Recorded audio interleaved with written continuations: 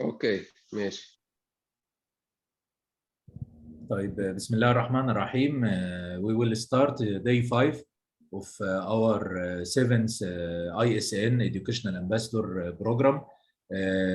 We already started in the morning the clinical on-site visit to the Kearns Central Hospital, and we had a very nice introduction from Dr. Mohammed Kamal regarding the assessment of AV fistula and the different dialysis catheters and pitfalls in the insertion of hemodialysis catheter.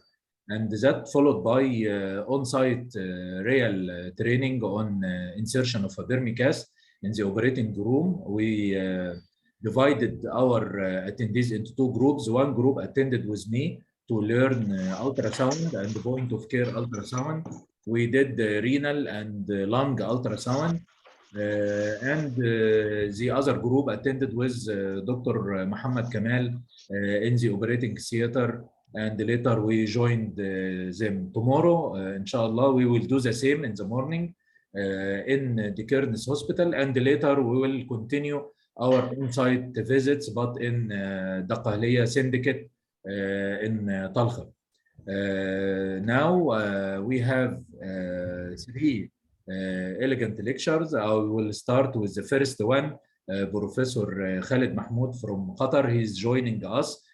Professor Khalid is one of the prestigious professors and eminent professors in internal medicine and nephrology.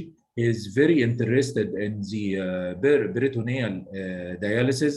And he was one of the first Egyptians to travel to UK for learning the different techniques of peritoneal dialysis. Now I will leave you with Dr. Khalid. He will introduce himself, and later I will start the presentation. تفضل Dr. Khalid.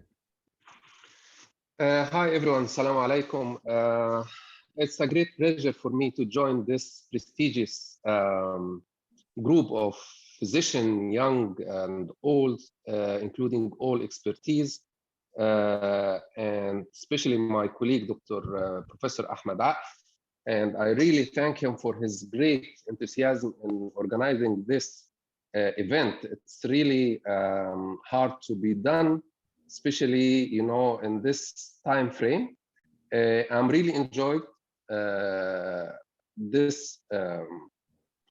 course, and I think by the end of the course you will learn a lot, and also we will learn a lot, and hopefully we'll enjoy my lecture. Thank you, Professor Ahmed, and you can start the presentation. Thank you very much, Professor Khalid, and you will join us later for the discussion, inshallah. Inshallah. Hello, hi everyone. It's my pleasure to share some slides with you about peritoneal dialysis catheter evolution updates and pitfalls. Actually, I have to thank my colleague, Professor Ahmed Aqf, for his kind invitation. Hopefully, you'll enjoy the slides. This is to declare that I have no conflict of interest with the presentation. We have some learning objectives where we will discuss some about the evolution of peritoneal dialysis catheter, what's the updates in the 3D axis, and what is the clinical pitfalls that we may face during our clinical round. The story of peritoneal dialysis started almost 275 years ago. It started in 1744, where peritoneal lavage was first performed by Stephen Holmes. Then 1877, experimental studies in peritoneum were done. 1923, first human peritoneal dialysis by Gandhi and Japan. 1946, actually this was the treatment was first acute renal failure was the use of peritoneal dialysis by Frank. 1956, the first intermittent peritoneal dialysis by Robin and Dolan. Then 1964, the repeated puncture method were introduced for this technique. 1965, the stellate catheter were introduced, which is the TROCAT.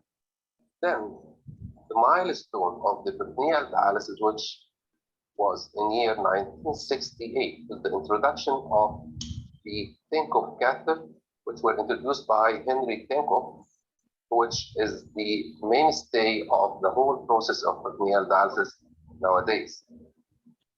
In 1976, CAPD description by Popovich and Moncrief in Austin, Texas was first created, and then the APD and CCPD, continuous cyclic peritoneal dialysis, was started first in 1981. This is a Rosniak metal catheter, which was used first to flush and lavage the peritoneal cavity, after which the idea of peritoneal use as a dialysis procedure was implemented as a modality for management of some diseases. Then Palmer in 1962 developed the first silicone catheter that sealed properly on the exit side to provide continuous access to the peritoneum. This for the first time, but actually it was single cup, as we can see here. So it has a lot of leakage that happened by that time. Still, the start of the Tinkoff catheter era, which is really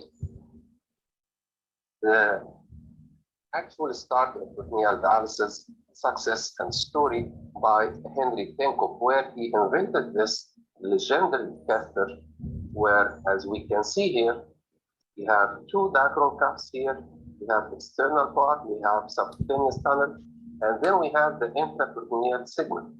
After these two diaphragm cuffs minimize the leak of peritoneal fluid and provided some good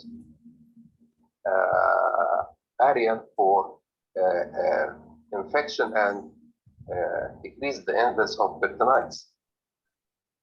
Okay, so this means that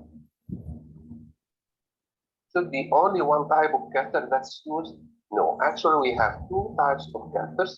We have temporary PD catheter and permanent PD catheter. Permanent one that we have seen in the last slide, which is the Tinkoff catheter, but for the temporary one, it is that one. As we can see here, it's made of plastic.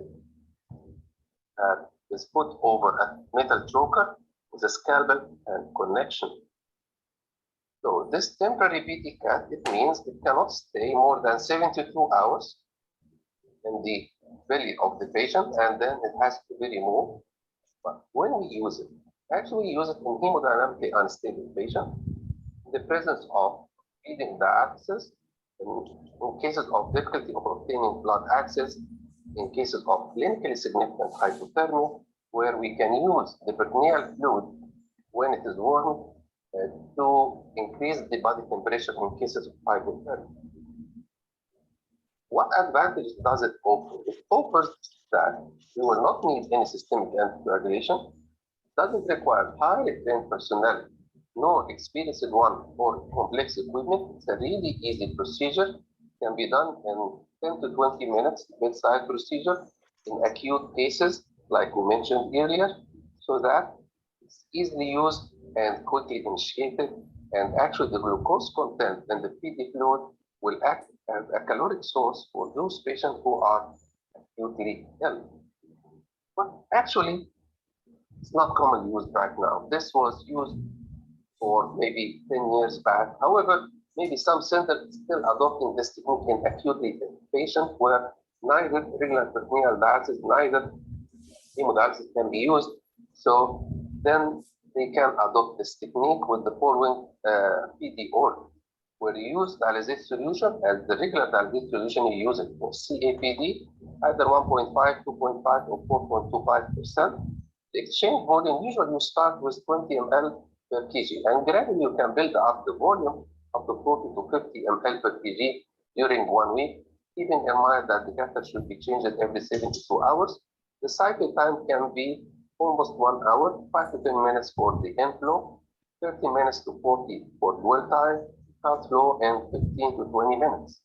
Meanwhile, you should keep an eye on serum potassium of the patient, and it should be supplemented most of the time due to frequency of hypokalemia that occurs.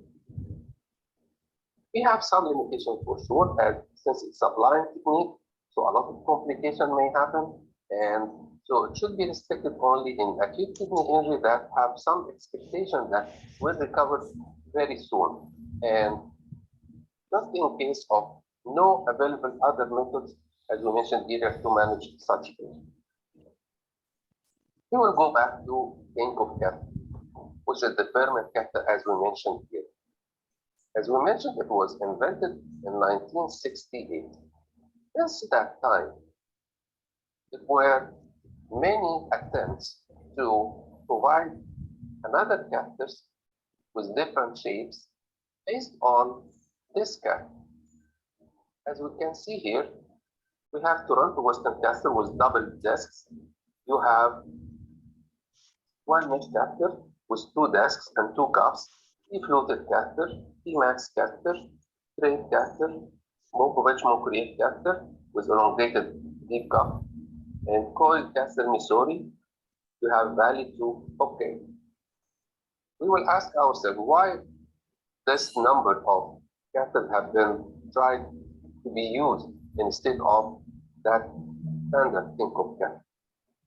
Actually, the issue is they are trying to improve the catheter that's already made in 1968, which is the Tinkoff, so that they can get the ideal. Okay, so what is the ideal catheter? The ideal catheter should be reliable, with rapid inflow and outflow, with no leaks and no infections. So they tried to go further for many catheters to improve the original Tinkoff catheter with the previous shapes and designs that we have shown here. However, after all these kinds of catheters, the most currently commonly used catheters are the Tinkoff catheter, the straight one or the coiled one, Swanny catheter, and Toronto Western. Tinkoff catheter, actually, it has different sizes, starting from the neonatal size, which is 31 centimeter, up to the universal size that we usually use, 47 centimeter long. Usually, you measure the catheter or the size of the catheter you want to implement in your patient by measuring the distance between the deep cup of the catheter, which should be located first 2 to 3 centimeters below the umbilicus, and then the end of the straight part of the catheter, which should be the suprapubic area, so that where the catheter is inserted, this coil of the catheter should be in the Douglas pouch of the patient, like we see here. This is the original shape of the Tinkoff catheter, but this is the coil form, not the straight form. That the coil part, or if it's straight, it should be in the Douglas pouch of the patient. Okay, but we have some special scenarios. Not all the cases are the same. Not all the cases are straightforward. Not all the cases are that simple. What if we have obese patient, abdominal wall defect, incontinent patient with a stoma or whatever? So before insertion of the catheter, what type of catheter we can use? We will answer all these questions at the end of the lecture, and hopefully you will answer it before I answer. Okay, now let's say we inserted the catheter. What if, but after insertion of the catheter? You inserted already the catheter, but you have inflow pain, have outflow pain, have poor inflow, have poor outflow, you have catheter migration or catheter leak from around the catheter, or you have external cuff obstruction. All these questions also would be answered at the end of lecture. For the permanent peritoneal dialysis catheter, the chronic one, it has 2 major parts, intraperitoneal and extraperitoneal part. The extraperitoneal actually also have 2 parts, subcutaneous part and external part. As we can see here in this cartoon, you can see here this arrow that points to the intra-abdominal segment where the catheter from the deep cup to the Douglas pouch. This is the intra-abdominal segment. Then we have the deep cup. Then we have the internal subcutaneous subfacial tunnel segment. Then we have the outer cuff, okay, which is still subcutaneous. Then still we have the subcutaneous tunnel. Then we have the exit site from which the catheter would leave the body. Then we have the external segment that we all see coming out from the belly of the patient. As we can see here in this diagram, you can see that this is the deep cuff here that is fixed to the anterior rectus sheath with the 4 quadrants, okay. Then you have subcutaneous tunnel. This is the subcutaneous deep cuff, and then goes through the subcutaneous tunnel to come out of the skin. And here the catheter comes down to the Douglas pouch, fold tie. Here is the omentum, here is the bowel, and here is the peritoneum. This is simply how it is fixed in place. Then we will go back to some details of other previously mentioned catheter that like this catheter, which is called maxi flow generation with 2 discs that have been invented in a trial to improve of the outflow and inflow of the peritoneal dialysis patient by providing a big surface area of the catheter inside the abdomen. Then they go for this catheter. It's called the Paulo catheter. It's called self-locating catheter. Self-locating because it has titanium or metallic part at the tip of the catheter that tries to fix the catheter in place by the gravity, okay, through its weight. As we know, one of the common problems in peritoneal dialysis is the catheter migration, because the bowel movement takes the catheter from one place to another sometimes, especially in cases of constipation. So they try to put a weight at the end of the catheter so that it will try to fix the catheter in place. Now we go to this catheter with a reservoir at the end of the catheter. It's called Valley 2 catheter, whereas this reservoir will act as a tank that it will always pre-fill so that it will allow more fluid to be ready to be drained from the patient, and also will try to fix the catheter in place while it is filled with the fluid by its weight. As we can see here, it's penetrated to allow some fluid to get in and it will rest down in the Douglas pouch. Another type of catheter to improve the inflow outflow is called broncho double lumen catheter. As we can see here, we have 2 lumens of the catheter. Please note that if we could have 2 separate lumens where the flow comes in and the flow comes out in a separate way, not like the Denko catheter or all previous catheters, we have 1 single lumen. So they thought, what if we could just make 2 separate lumens, may it have better inflow outflow.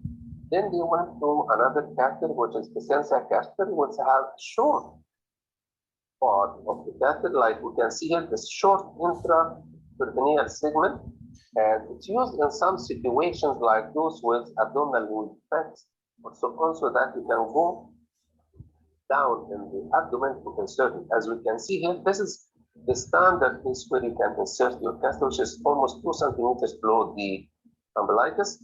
But in some cases of you need to use this Sensa catheter, you can use it downward and almost 10 or 15 centimeters below the umbilicus, so that if there is any abdominal wall defect here, you can get away from that. What type of catheter? As we can see, long catheter, it's called swan neck. Swan neck, as we can see here, pre-sternal catheter. Actually, this catheter has some specific uses.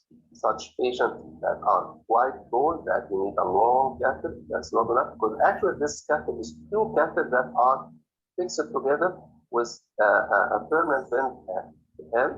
Okay. The catheter will go in some details of the catheter composition, actually, and the shape of the current catheters. As we know that we have subcutaneous tract, a tract that is under the skin, where we have either straight subcutaneous tract or subcutaneous tract, which is usually permanent. Usually a permanent. This actually straight subcutaneous tract actually it may facilitate more catheter migration because it's straight and it will be easy to be moved around either right or left, and the catheter may migrate, and also it may have some more external cuff exclusion because of its straight shape design. Meanwhile, in cases of permanent bend, as we can see here, it's used in the swan neck catheter and swan neck catheter with three sternal extension as two catheters are connected together with this inverted U-shaped arc. Actually, this U-shaped arc, it will prevent what we call memory recoil of the catheter. Sometimes the catheter would try to straighten up by its memory effect. So the presence of this permanent bend, it will abolish this memory effect of the catheter, and the catheter will try always to be in place. Let's go for the anchorage of the catheter. How the catheter is fixed on this? Actually, it's fixed in place through two dacron cups, as we can see here. These are cups made of dacron material that allows ingrowth of fibrous tissue all around to fix the catheter in place. Most of the catheters are fixed just because of their fibrous ingrowth into the cups, not because of suturing. And the distance between the two cups usually 5 centimeters. However, it's not appropriate for obese patients. We should use more space between the two cups if we are using it into obese patient. Other types of cup actually use single cup. In the catheter, it's called single cup catheter, usually used in pediatrics because of the small abdomen size. So you don't have the space to insert a double dacron cup, so you insert a single one. However, it's more likely to have more frequent peritonitis, and the time for the first peritonitis episode is quite shorter than the double. With the use of ultrasound, actually helps us a lot to identify some complications that may arise during the follow-up of the patient. Here is the ultrasound that shows the deep cup, which looks very nice, with no collection, with no fluid all around. But in the case of peritoneal leak, subcutaneous infection, you can see this image where you can find this gap or this hypophoid space where the fluid is collected all around, or sometimes like we see here in some parts of the subcutaneous tunnel. That gives you the idea that there is some fluid collection in the tract of the subcutaneous tunnel. It could be fluid, it could be pus, it can be aspirated to check what is the nature of the catheters usually made of silicone. Till now, silicone is the most frequently used material as it's thinner, so flexible, and it can tolerate different types of temperature. At one time, they tried to invent another catheter using polyurethane material, as polyurethane allowed wider lumen since it has thinner wall of the catheter. So it can provide more quicker flow and shorter dialysis duration. However, they found that polyurethane was acting under the exposure to different temperature when exposed to more warm fluid. Sometimes it cracks and causes some leaks, which is quite unpleasant in such patients, and it will cost us a lot to stop the fluid, peritoneal dialysis, and ship the patient to hemo, and then remove the catheter, insert a new one, silicone. So it's a big dilemma. So it's now almost not used in most of the centers. Some centers also adopt the idea of coating the external side of the catheter with antibiotics on the virtue that it may increase the incidence of infection. However, no clear clues or RCTs that suggest that something.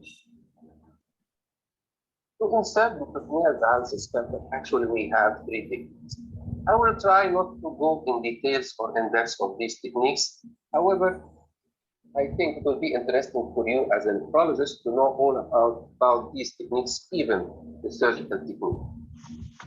We have line technique, surgical technique, and we have peritoneoscopic visualization. Peritonitis actually constitutes the most common cause of transfer of a patient from PD to hemodialysis. Okay, there is one method of insertion that has higher hands or good percentage of keeping the patient out of peritonitis or with less peritonitis. Actually, there is no technique so far of insertion of peritoneal dialysis catheter was consistently proven to be superior in prevention of peritonitis. The three are almost the same. Then when we come to a very interesting question, and I think all of you have been subjected to. Surgeon or nephrologist should insert the PD catheter. Actually, there should be no fights. Actually, the more dedicated, the more experienced, the more willing one, we should win this argument. Because actually, the best for the patient should be done, irrespective of if it's a surgeon, nephrologist, whatever. We have different and some principles of catheter placement that should be always taken into account so that it will minimize the long-term complications that we may face. First, internal deep cuff should be always secured in the musculature of the anterior wall muscle, which is the rectus muscle, so that will be fixed in place. In addition to external subcutaneous cuff should be no less than 2 centimeters from the exit side. We will see this in the next slide, so that it will not allow to cuff extrusion easily. And the exit side always should be facing downward, or at least laterally, like we see here. If the exit side is facing down, so all pus, dirt, sweat, and water will come down by gravity. It will not be collected onto the exit side, as we can see here. If the exit side is facing upward, all these factors would be accumulated and will lead to exit side infection, and we will face a lot of problems. Okay. Do we have any consideration in general, just prior to fix a catheter or plant a catheter? Yes. First, you have to check for any herniation, any weaknesses in the abdominal wall. If the patient has any hernia, any weakness should be corrected at least 4 weeks before the procedure. And prior to the insertion, skin should be marked for the exit side. You should mark your exit side on the tummy of the patient before the insertion. And as we agreed that exit side is very important to determine its direction and its position. Actually, the exit side, whenever you mark it on the patient, should be marked while the patient in upright position. Upright position, it means he should be seated or standing. Never do it while the patient is lying flat, because whenever the patient comes straight during the later on dialysis session, by gravity, the abdominal wall will move with the catheter and will change into position. So that will it will have some things that will change all the inflow and outflow procedure. So always do it while the patient in upright position, mark where you will make your incision for the exit side. And the exit side should be actually above or below the belt line. To avoid scars or abdominal fold, you should have go away from the scars or abdominal fold. You should take into account the line of vision of the patient, because the patient should have direct vision for his catheter. And also you should keep in mind your patient is left-handed or right-handed, so that it will be easy for him to use the catheter you provided for him. One size fits all, actually no. One size fits all, what we mean here, we mean one catheter, one size is okay. So one exercise in the abdomen of the patient and just 2 to 3 centimeters below the umbilicus, as we mentioned here, this is the standard. But this doesn't fit all patients. There should be flexibility in choosing your exit site. We have 4 exit sites actually. We have 3 sternal exit sites, we have upper abdominal exit site, mid abdominal exit site, and lower abdominal exit site. This depends on what? Actually, this depends on the volume. If you have a patient who is high belt line, you can use lower abdomen. You have a patient with low belt line, you can use mid abdominal exit side. If you have an obese patient like you see here with floppy folds, you have used upper abdominal exit side. What if you have, sorry, what if you have, sorry, I couldn't, I skipped that one because if we have one patient that he has morbid obesity, stomas, we can use pre-sternal extension. We can see here that in this patient, we had to change the side of the catheter here from the lower abdomen because of the ulcers, as the exit side comes into the skin folds here. So we have to remove the catheter and we put it pre-sternal. See, it comes out from the front of the chest of the patient. Okay, so what precautions should we have before the insertion? Actually, we have to be ready that the patient has no bowel problems. We should have at least one or two laxatives before the procedure. We need open bowel. We don't need any constipation. He had to empty his bladder. We should do some nasal swab and to use meprisine intranasal twice a day for 5 to 7 days if he's staph aureus carrier. Some prophylactic antibiotics are used just to prevent the risk of early peritonitis, which had been shown in some studies. Whenever you insert the catheter, the interperitoneal portion of the catheter, actually it should be placed between the visceral and the parietal peritoneum down into the douglas pouch. Never put the catheter into the omentum, because if it came into the omentum, it will have omental wrap. It will be very difficult to get outflow of the patient. Always have very poor outflow, and so that the catheter should be actually put with caution between the loops, not into the loops. For the surgical technique, I will just go very fast for some details, as we have this surgical technique. Still now, this is the commonest technique used in placement of peritoneal catheter out of the 3 techniques. It's done by local anesthesia or light general anesthesia. We have 2 approaches, either lateral approach or paramedial approach. Any type of catheter actually can be inserted via the surgical approach. We have only 2 to 3 centimeters long incision, which is located 2 to 3 centimeters below the umbilicus, either as we mentioned in the paramedian or pararectal approach. We have to snip the skin, only 2 centimeters snip into the skin. Go deep till you reach the anterior rectus sheath. Whenever you reach the anterior rectus sheath, then muscle splitting of the rectus muscle, and it should be longitudinal. It should be muscle splitting, not muscle cutting, because if you did muscle cutting, actually you will have hernia later on. So always make it as a muscle splitting. Then you will have the peritoneal membrane just behind the posterior rectus sheath. You can just snip it, and you can introduce your catheter under the use of the trocar, so that it will be in the douglas pouch.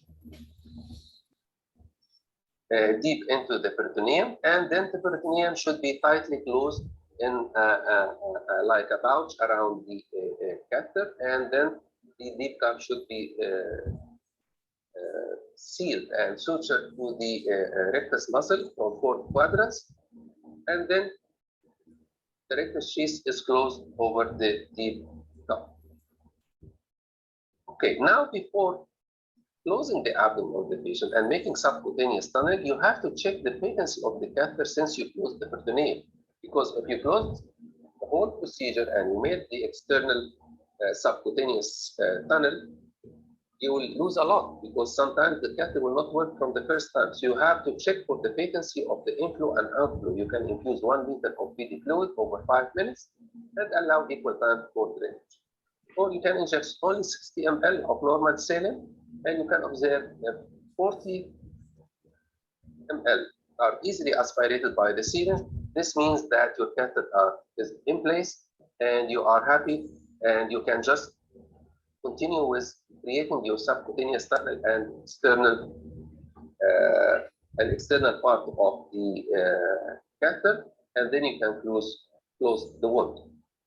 What about the laparoscopic approach? Actually, this has a big advantage because most of the centers are now equipped with laparoscopies, and most of the surgeons are trained. Actually, only 2 brokers, 5 to 10 millimeters, are used, one in the paramedial location where the catheter should be inserted and it holds the catheter, and the other one in the pararectus location in the opposite side where you can handle the catheter. And actually, the advantage of laparoscopic procedure that it allows you direct visualization where you are putting your catheter. Actually, even in the surgical one, you cannot see properly where the catheter is going in. But with the laparoscopy, actually you can see where exactly it is there. As we can see here, these are the brokers used for the PDCA insertion by laparoscopy. Here, one in the paramedial, where the catheter, as you can see, can be forward through this broker into the Douglas pouch. And then this is where the other hand that will help to catch the catheter and direct it. Like you can see, he is catching now the tip of the catheter, and he will try to direct it in between the loops to reach into the Douglas pouch, and then he will create the external cuff, and that's it. Easy, simple, reliable. Okay, let's go to the third one, which is the blind placement. Actually, it's called Seldinger technique, which maybe the nephrologist should be happy with that, because this technique is commonly used by the nephrologist. It comes into a set, like we can see, of trocar, cannula, and the catheter, guide wire, scalpel. Everything is ready for the nephrologist to put it as a bedside procedure. Simple, safe. You have to split the sheaths and to allow the catheter to go in to reach the outer surface of the fascia. And whenever the catheter is held in place, the catheter guide is stripped away. It's called pull apart system. You can just strip it away and you will find the catheter alive. You can see here, you can just strip it away and it will go directly forward. As you can see here, you will strip it and push the catheter. You will strip it from here. And then you can push the catheter, it will be just over the anterior rectus sheath in place. This is not commonly used right now, but I think you have the right to know about it. Popovich-Mocriet technique. It's a technique that has been used for those who could have used the catheter after a long time. You are not in a hurry to use the catheter right now. And on assumption that the use of this technique would decrease of incidence of infection, and what they are doing is that the external limb of the catheter that should be subcutaneous actually is buried under the skin. So it is all through under the skin and it's closed by suture. It will not be exposed outside the skin like this unless weeks or months, even whenever the patient is ready to receive his dialysis. It was assumed that this would decrease the incidence of retinitis, but no RCTs are supporting still this evidence, and this technique actually is not that commonly used. After recession of the catheter, we have some goals to keep ahead. So we have to minimize bacterial colonization, we have to minimize and prevent trauma to the exit site or any traction on the cuffs, especially they are going to fibrous tissue, and to stabilize the catheter in place, you have to secure the movement of the catheter well, and you have to minimize intra-abdominal pressure to prevent any leaks, to avoid later on complication of having leaks. And how to manage that, it's somehow difficult because you have to rest the patient for extra 4 weeks till the cuffs of the catheter start sealing the peritoneum. And immediately after insertion, as we mentioned, we have to flush the catheter or the peritoneal cavity hourly with 50 ml of PD fluid. We can put heparin 500 to 1,000 units per liter can be added in case you can see some fibrine or blood clots coming out from the effluent. Once the effluent is clear, the catheter can be safely kept. In general terms, it's advisable to minimize the movement of the catheter and handling until healing takes place. Actually, when you use or insert a PD catheter, you should have to keep it in place without usage. We call it break-in period for 2 to 3 weeks, not less than 2 weeks. Below 2 weeks, you will have any complication, especially leakage, which will lead to further delay of the start of the PD. One question may arise, which is, okay, what if I need to do urgent dialysis for him? I have to take it immediately. Okay, if you have to undertake dialysis immediately, okay, you can still use this catheter away from the 2 to 3 weeks we mentioned earlier, to using small exchange volumes with frequent cycles while the patient in supine position. Patient should be in supine position so that it will minimize the intra-abdominal pressure and will decrease the ingress of bleed. Exit side of the catheter, where the catheter leaves out the tummy, actually there is no consensus as regard specific procedure, cleansing agent, dressings, a method of immobilization. Actually, this is center experience and depends on the physician's opinion. However, it's important to remember that not to forcibly remove any crust during cleansing, and the exit side should be always kept dry. So try to avoid using any ointments, try to keep it always dry, and better to avoid also the iodine or hydrogen peroxide in cleaning the exit side, because iodine, hydrogen peroxide, actually sometimes they react with the catheter material itself, and it may lead to some erosions on the long term. Okay, now we'll go back to our clinical problems. As we mentioned earlier, what if? What if you have a obese patient? What if you have patient with abdominal wall defect? What if you have incontinent patient? The ideal solution is to use swan neck with pre-sternal extension so that you will keep your exit side away from any incontinent areas, any abdominal defects, or any skin fold that will make any compression or kinking into the catheter. What if you have catheter extrusion, which actually about 3% of the patients will have catheter extrusion, and this happens actually because of the frequent use of the catheter after some time. As we can see here, the external cuff under traction will go out of the skin. See, the catheter goes out of the skin because of the permanent continuous traction on the catheter. So the only solution here is to shave this. You can just shave it with a scalpel, shave it off, take it out of the catheter, and be very careful not to make any cracks or any pins into the catheter, and keep the catheter as a single cuff catheter, no problem. And later on you can change the catheter, but there is no emergency in dealing with that issue. But if we have poor outflow, the outflow, the catheter takes too long, and we found this is because actual catheter migration, and the catheter, as we mentioned earlier, it should be in the Douglas pouch here, down, as we mentioned here. But as we can see, it was shifted up in the hypochondria. Then we can use this DePaulo self-locating catheter that will have the way to keep it down. What if the poor outflow was because of fomental wrap? How we can be sure? We can be sure through injecting contrast material. As you can see here, the contrast will not go through the side walls or side walls of the catheter because of the fomental wrap, and will go from the tip of the catheter because it's free. You have to do partial omentectomy by laparoscopy. As you can see here, you can do some partial omentectomy, remove parts of the omentum, and you can, if it's frequent, you can use Toronto Western catheter with 2 discs, so that will give you a space all around the catheter to avoid omentum adhesions or wrapping later on. After insertion, what if the patient have a lot of inflow pain, mostly because of the jetting effect of the peritoneal fluid while it comes in.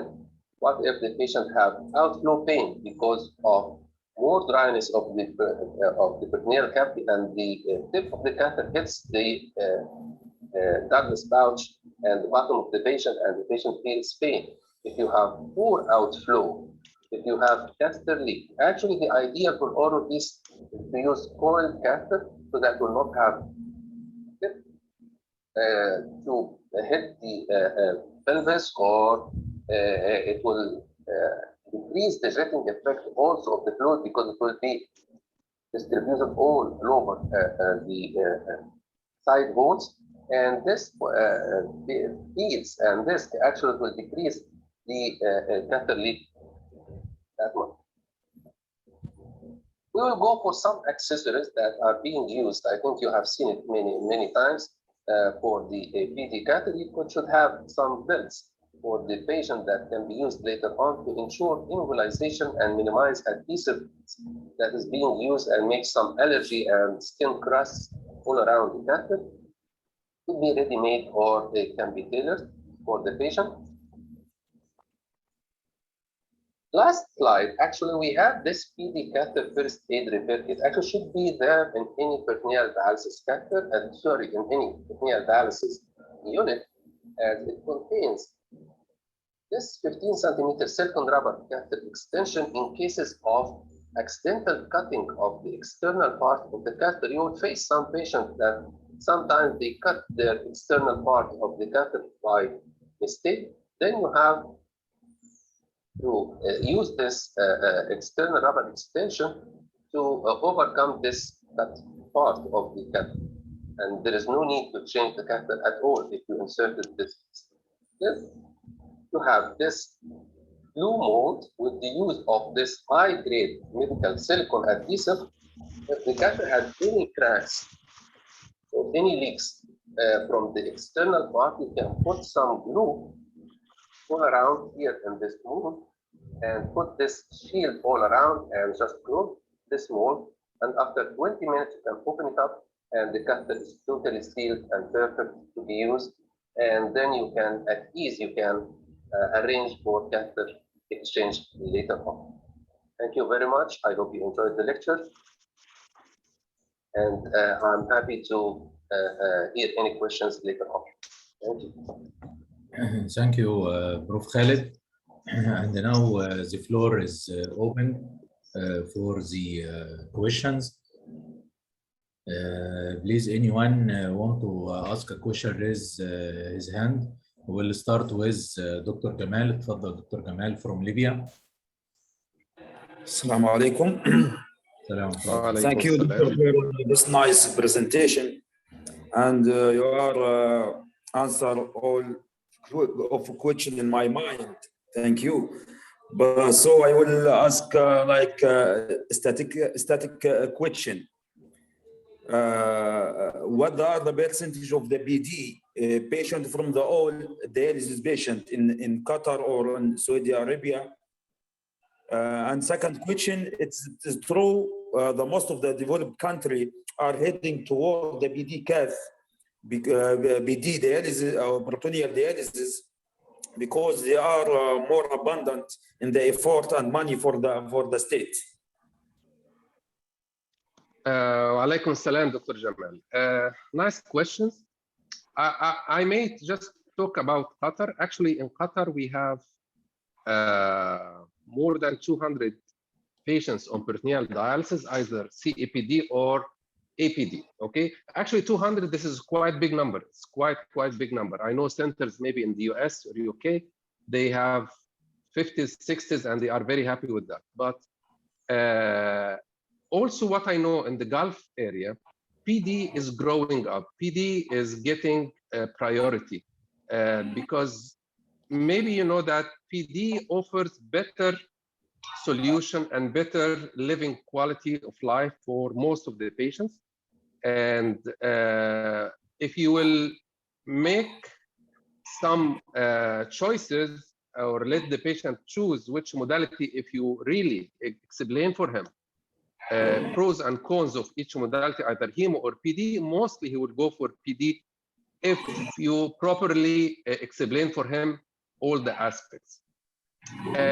For Africa, actually, I'm afraid it's not growing because really it's expensive. At least if I would speak about Egypt, since I was in Egypt and I started this peritoneal dialysis program maybe 20 years back, and we had a lot of problems and handicaps because most of the solutions are imported. Most of the solutions are imported and all equipments are imported. So it's very expensive to be applied unless it is homemade, unless it is made inside the country, so it will be cheap. But so far, I think there is difficulty in starting it in Africa. But what I know in Sudan, they have a very nice example that they started to have a big program about that. Otherwise, if financial support is there, I think it will be easy to start any PD program in Africa. Thank you, Doctor. Thank you. Thank you, Dr. Khalid. I need to comment that Dr. Ahmed Al-Baili just told me they started in the Egyptian Ministry of Health to provide all the supplements for PD. So they now will provide all the fluids, all the catheters that will be available for all the hospitals in Egypt, like the hemodialysis equipments. And I hope in the upcoming days we will see a lot of PD in Egypt, because I think a number of patients on PD in Egypt you can count in one or two hands. I think these are great news. These are great news. And I will thank Dr. Ahmed Al-Baili and Dr. Osama Shahat. I know they are fighters and they are very keen about Egyptian patients and they want to deliver the best experience for them. And I think they have the right as patients in Egypt to, I wouldn't say enjoy PD, but at least to experience PD and to see what is the difference between a patient on PD and other patient on hemodialysis. Anything has its own pros and cons, but I think PD patient would have some more better quality of life if we can just afford it for them. Okay, even we have Dr. Hana. She's writing in the chat that we already have the equipment ready in Daqahliya for PD, so we are waiting to implement this on the clinical ground. We have also with us Professor Yasser Abdel Hamid. He is the Professor of Internal Medicine and Nephrology Qasr Al Aini, and he is the leader and organizer of the Egyptian Society of Nephrology CME courses. Professor Yasser, if you are with us, you can comment as well.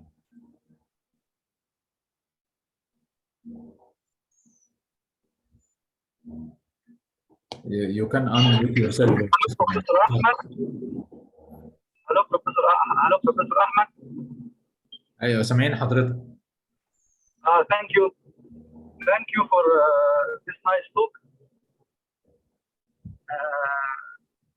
Really, PD, the problem mainly to increase the prevalence of PD, I think it's mainly in solution, PD solution, not the practical or the catheters or complications, something like this. I think it is a solution and widespread use and manufacturing of the solution, implementing project for services and local implementation of the solution. I am asking about the Gulf experience in this area. Do you have your own solutions or what solutions coming from abroad? Assalamu alaikum to Yasser. I'm really happy to speak to you. Actually, in the Gulf, I would just speak about Qatar, but I think this is the same in other, mostly. Mostly are imported, you know. Most of the fluids, I know like exactly what you said is really true, that the problem in Egypt, not in the equipment itself, catheter or other assessment. The problem with the PD fluid because it is imported all through and it's really expensive. Since I think I was in Egypt 2008, I think the PD solution bag 2 liter, it was almost 40 Egyptian pound each bag. So if the patient would use 4 bags, so it's 160 Egyptian pound per day. This is in 2008 or 2007. So now I think it should be tripled or more even.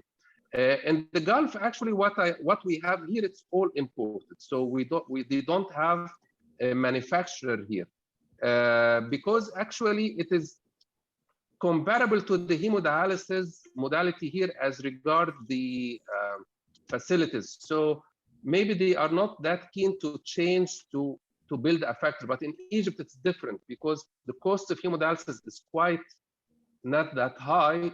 But if you will compare it to imported PD fluid, it would be really great for that. We have also Professor Faisal Shahini can give us a comment about the Saudi experience. Fadal, Professor Yeah, Faisal. sure. Thank you, Ahmed. Thank you. I enjoyed the talk very much, and really we need to enhance the BD in all the country in Arab and the Middle East. As you know that in country like Turkey, like Mexico, they have around 80% of their patients in BD and 20% in hemodialysis. But in our regions, especially in Saudi Arabia, we have only 6% of the patients who need dialysis only in BD. We have a flare up of the BD patient in a state in a situation where we don't have more slots for the patient for hemodialysis. So they were being chosen either to have BD or not to have anything. So at that time, either BD or transplant because there is no slots. Once we get a company and we start to outsource the dialysis and the companies want more patients to be in hemodialysis, the BD number is decreased significantly. And this is known everywhere, that once you have outsourcing for the hemodialysis, and it's easy, and so the referral of the patient is very important in any country. If you don't have someone to refer to you, the suitable patient for BD, and you have dedicated program for BD, it will never succeed. Because you can have some problem in the start of any BD program. You have to have nurses being trained very well, surgeon trained very well, or nephrologist trained to insert the BD, and some people to deal with the complication all the day and night in any case of any patients have developed any complication. So again, this is not only the how much it costs, because I think in Saudi the costs were not important, but still our patient is still less and getting less as well. And we open even deal with the Baxter company so to supply all whatever they want from material, but yet the number is this because of the referral. So we have to have a dedicated program, dedicated people to work with BD in order to take more patients on to involve them in BD. Thank you. Thank you very much, Prof. Faisal. You have any comment, Prof. Yasser? Thank you, Professor Ahmed. Yes, we gained the experience of the Gulf area with different opinions and long situation. As Professor Faisal said, the problem in Saudi Arabia is in referral and in persons, and I don't think, in some areas we will have the same problem of referral. In some areas it is an economic problem regarding the cost of PD as in Africa, for example. And I think the situation is the same. We all have the imported PD solutions and rely mostly on the imported PD solutions, not the self-manufactured solutions. I think we should be transformed to our synthesis or manufacture of our solutions to solve some of the major problems of PD. Thank you so much. Thank you, Prof. Yasser. Thank you, Prof. Khalid, for this elegant, detailed lecture about BD. I think all the information we need in the lecture, and you may stay with us. We will have next very interesting lecture from Professor Yasser about approach to patient with acute kidney injury. Professor Yasser is the professor of internal medicine and nephrology, and especially critical care nephrology from Qasr Al Aini, and he is the Egyptian Society of Nephrology CME organizer and leader. بليز اتفضل دكتور ياسر لو تحب حضرتك تقدم نفسك.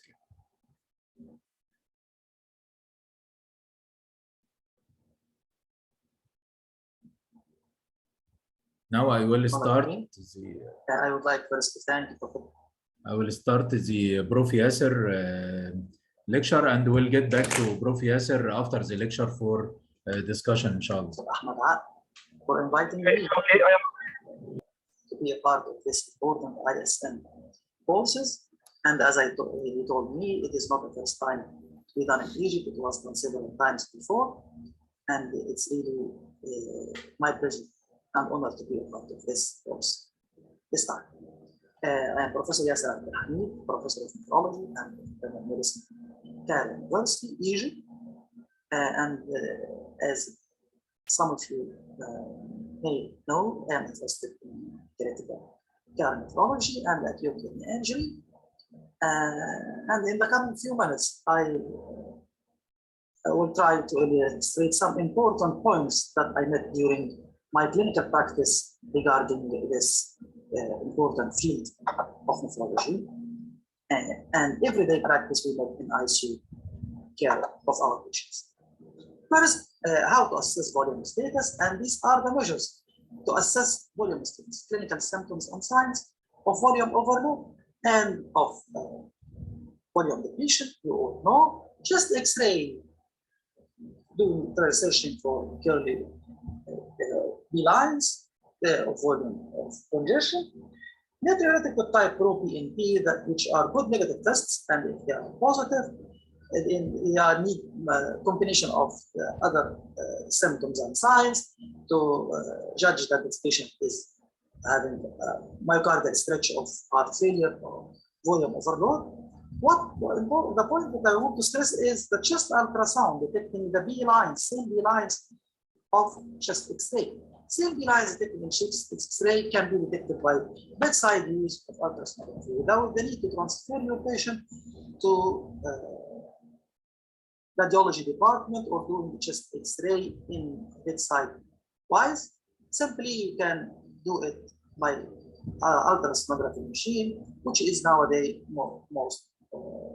mostly present in our ICU care practice. Detecting P lines by chest ultrasound, and also detecting IVC diameter. If it is increased diameter or normal diameter, and the collapsibility of IVC also is important. Is it collapsile or not? All of these signs, and combining them with the use of chest ultrasound and the use of IVC diameter can judge that this patient is volume overloaded or not. And really, these two methods of using the ultrasonography machine bedside in detecting chest ultrasound and IVC diameter give very useful tool to differentiate if the patient is congested or anything else, such as, for example, infection.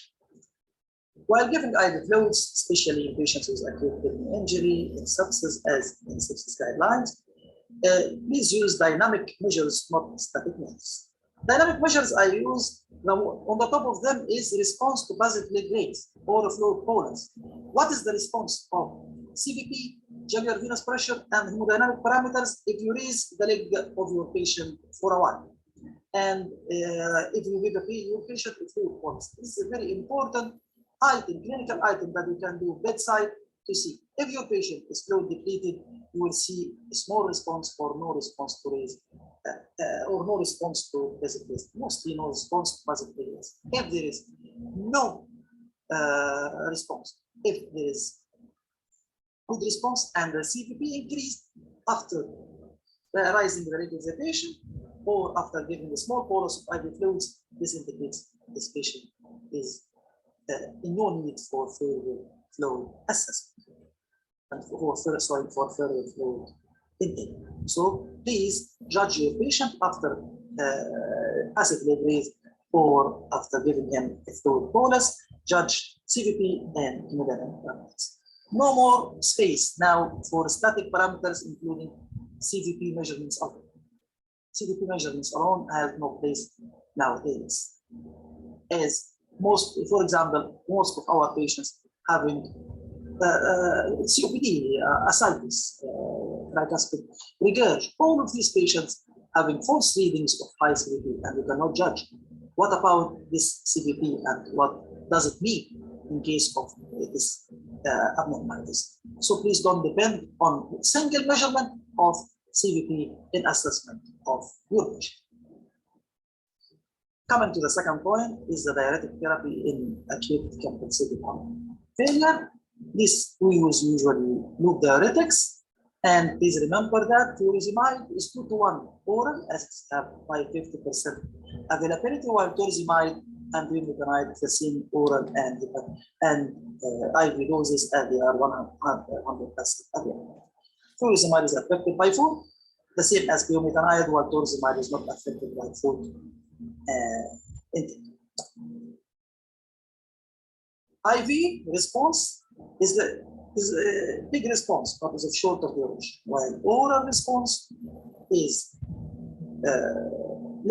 much less than IV, but this is prolonged duration. And the dose needed in heart failure is more than the dose needed to attain the same response in patient healthy persons.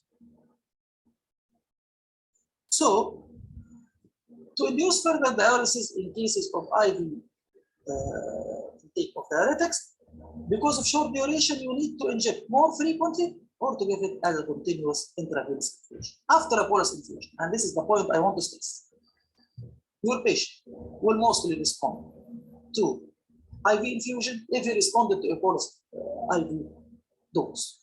So give your patient a bolus IV dose first. If he responded, this means that he will respond to IV infusion or IV infusion. If no response, it is questionable to respond to IV infusion for this patient.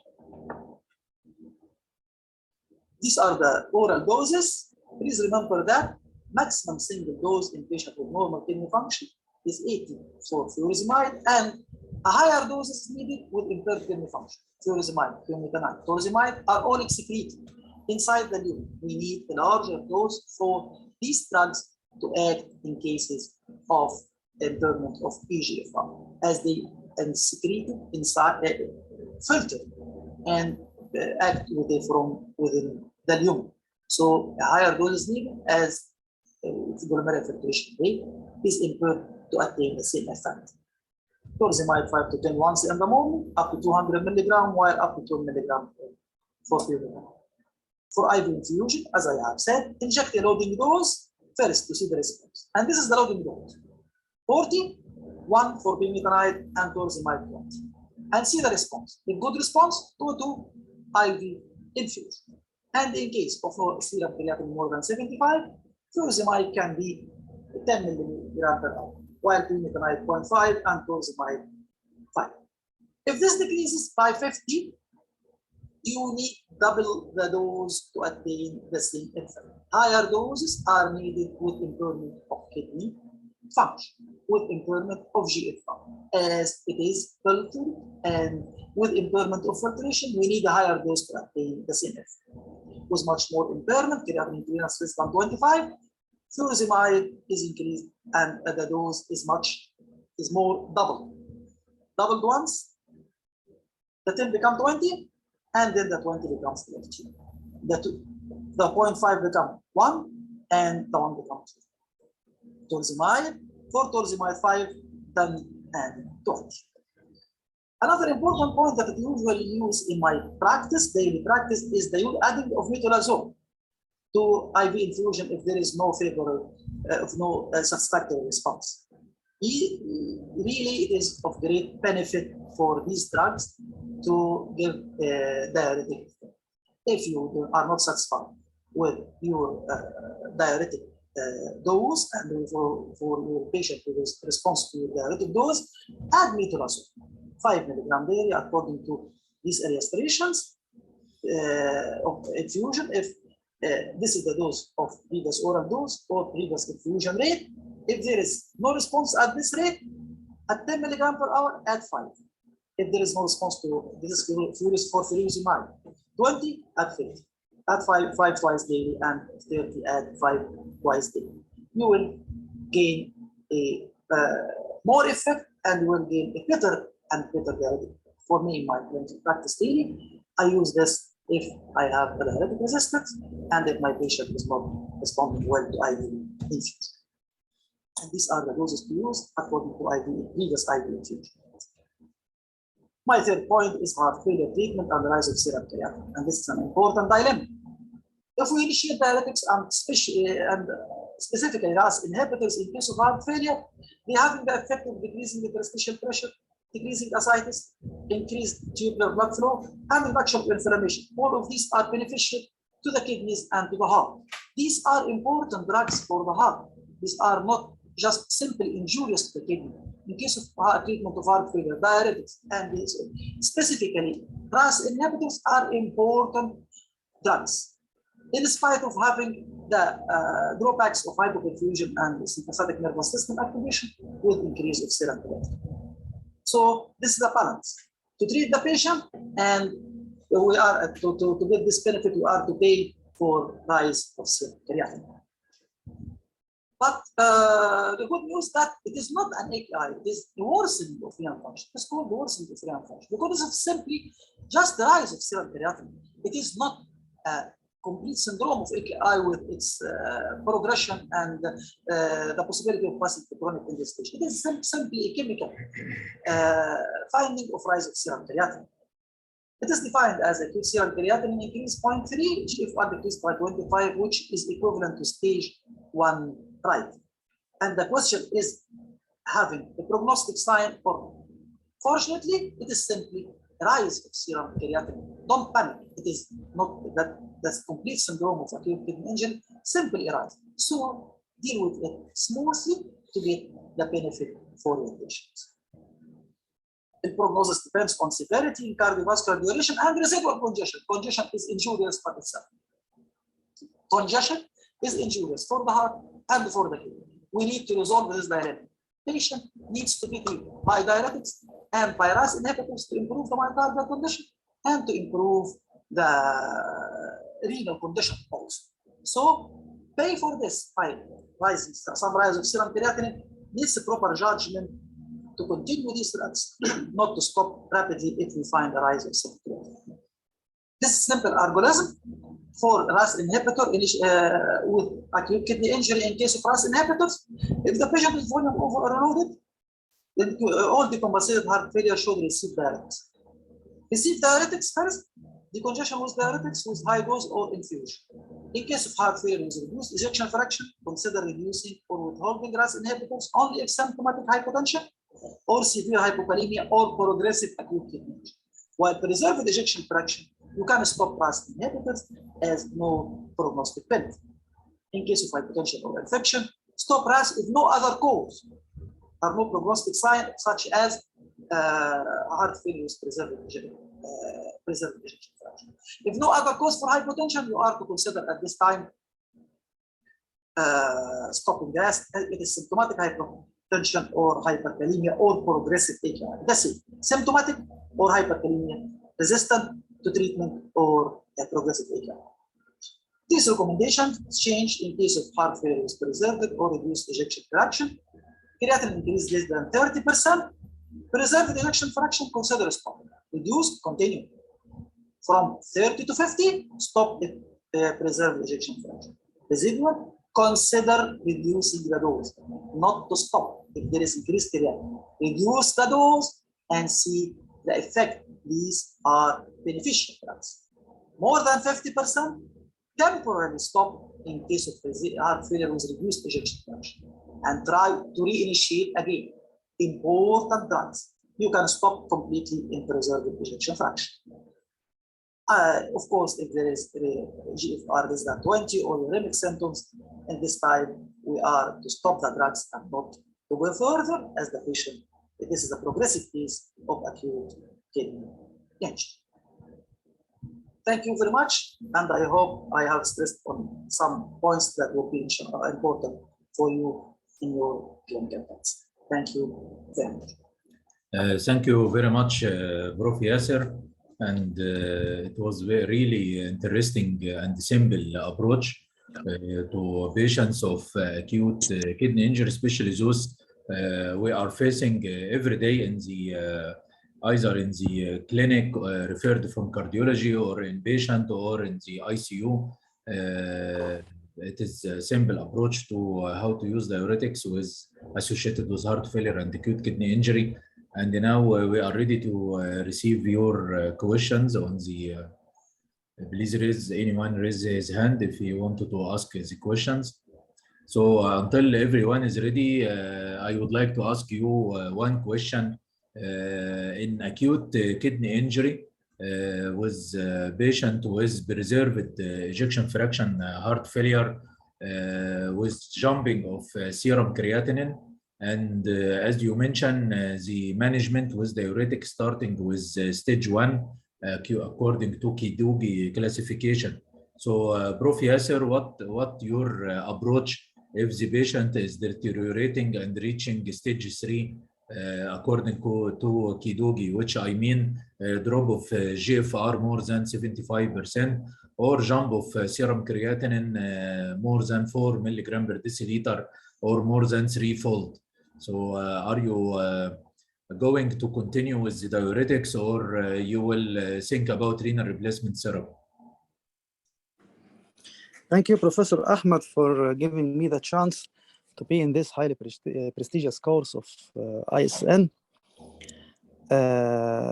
Regarding diuretic therapy in this stage, in this late stage, it's mainly symptomatic, but symptomatic leads to symptomatic improvement. No prognostic improvement will be gained from diuretic therapy. The problem of diuretic therapy is with this late stage of eGFR is that we need much more higher doses of diuretics, much more higher doses of diuretics to gain the same response. So the problem here transfer to renal replacement therapy or no renal replacement therapy, continue on diuretic is mainly related to the patient clinical status itself and patient symptomatic status itself. If the patient is still symptomatic in spite of the use of these high doses of diuretics, this is what we call diuretic resistance. And here we are to go to one of the major solutions of this problem is ultrafiltration, starting or ultrafiltration or dialysis if there is also decreased eGFR. For me, I'll try diuretic combination first. With the use of near maximum dose of furosemide, and if this does not succeed, I will go to ultrafiltration later on. Of course, if there is no marked symptomatic affection of the patient, this makes ultrafiltration on the top of the list of solutions in this case. Okay, what about Prof. Yasser? What about the combination between furosemide and spironolactone, especially in patient who does not have an issue with hyperkalemia, so the potassium is normal? Do you think of spironolactone first or metolazone? Spironolactone results in prognostic improvement in heart failure with reduced ejection fraction, but usually does not result in marked symptomatic improvement. What results for marked symptomatic improvement is, or adds to symptomatic improvement, is metolazone add. And this results in what we call a sequential block of the tubule. Adding spironolactone and metolazone also results in what's called total loop paralysis. Total loop paralysis that results in nearly no sodium reabsorption and maximum gain of diuretics. But of course, the contribution of spironolactone in this situation is not that as metolazone. So if you think of diuretic combination, it is not spironolactone for symptomatic improvement. It is not spironolactone. It is metolazone, or in addition to furosemide. And spironolactone is for prognostic benefits mainly. And thank you for your question. Okay, thank you. We will have a question from Dr. Gamal from Libya. Tafadhal, Dr. Gamal. Assalamu alaikum. Thank you, doctor, for this presentation. And I will ask about a point about volume distribution of the body fluid. You know, it's important to determine the dry weight in hemodialysis patients. So many patients insist to determine the body fluid, no body composition mass or BCM measurement. And also, you know, it's the many companies that advertise their product. Is this product also no embody? It's effective or not effective in hemodialysis patients, or just advertise? Sorry, I did not get your question. برضه كان ما فهمتش السؤال يا دكتور جمال، ممكن تقوله بالعربي لو عايز. يعني ممكن بقى. تمام يا دكتور، انا بسالك ان في كتير من البيشنت اللي هيمودياليسيس، انت عارف ان الدراي ويت مهم اننا نحدد الدراي ويت بتاع البيشنت. فكتير من المرضى بيطلبوا ان هم بيعملوا ميجرمنت للبي سي ام اور بادي كومبوزيشن ماس، وفي كتير من الشركات بيعملوا دعايه على اجهزه اللي هو الامبادي. It's effective or not effective in hemodialysis patient. حضرتك عارف يا دكتور ياسر، دلوقتي في حتى الجماعه بتوع الدايتيشنز وكده في عندهم اجهزه بتحسب اللين بودي ماس، وبيقولوا للبيشنت انت عندك قد ايه فلويد وقد ايه فات وقد ايه ماسل وحاجات زي كده. فاعتقد ان الدكتور جمال بيسال الموضوع ده determination of the dry body weight according to this new technology. هو ال volume overload او ال volume assessment is a complex process. It's a complex process. يعني usually we do not rely on one thing. يعني انت you should combine all of these. يعني مثلا لو patients lean body mass and طلعت mainly it is for fat distribution, it's not fluid distribution, and by measuring inferior vena cava diameter في some increase of inferior vena cava diameter in absence of a cardiac cause of this, for example tricuspid regurg. This will add some يعني gives us to the some fallacies of these methods. Usually we do not depend on one method for assessment of the volume status of the patient, especially in the hemodialysis patients. Assessment of body distribution of fat and water distribution is one of the methods. One of the methods needed now, but I recommend combining one or two methods only to reach the proper dry weight of the patient. Hope I answered your question, Dr. Gamal. And Prof. Yasser, do you also re-estimate the dry body weight according to the patient dynamics during the session, which I mean that at the end he start to develop hypotension, muscle cramps, is always feel tired after the session. Do you consider these parameters as important? The situation with acute kidney injury is somewhat different than our cardiorenal, and especially cardiorenal syndrome is somewhat different with the stable patient of chronic hemodialysis. Mainly judgment in the case of acute kidney injury depends on the clinical status of the patient, or the parameters you mentioned, Professor Ahmed.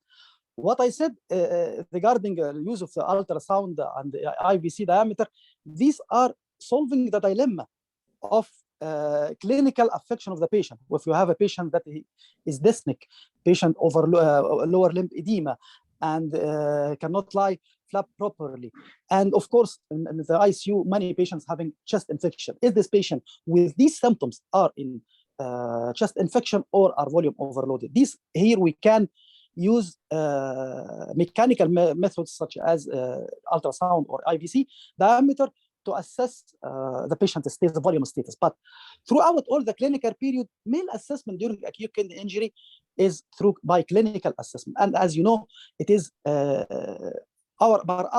our change in the clinical status of patient. Moreover, it is minute by minute change. You may find the patient overloaded, and by the end of the session, he may become somewhat, as you said, in the state of hypoperfused.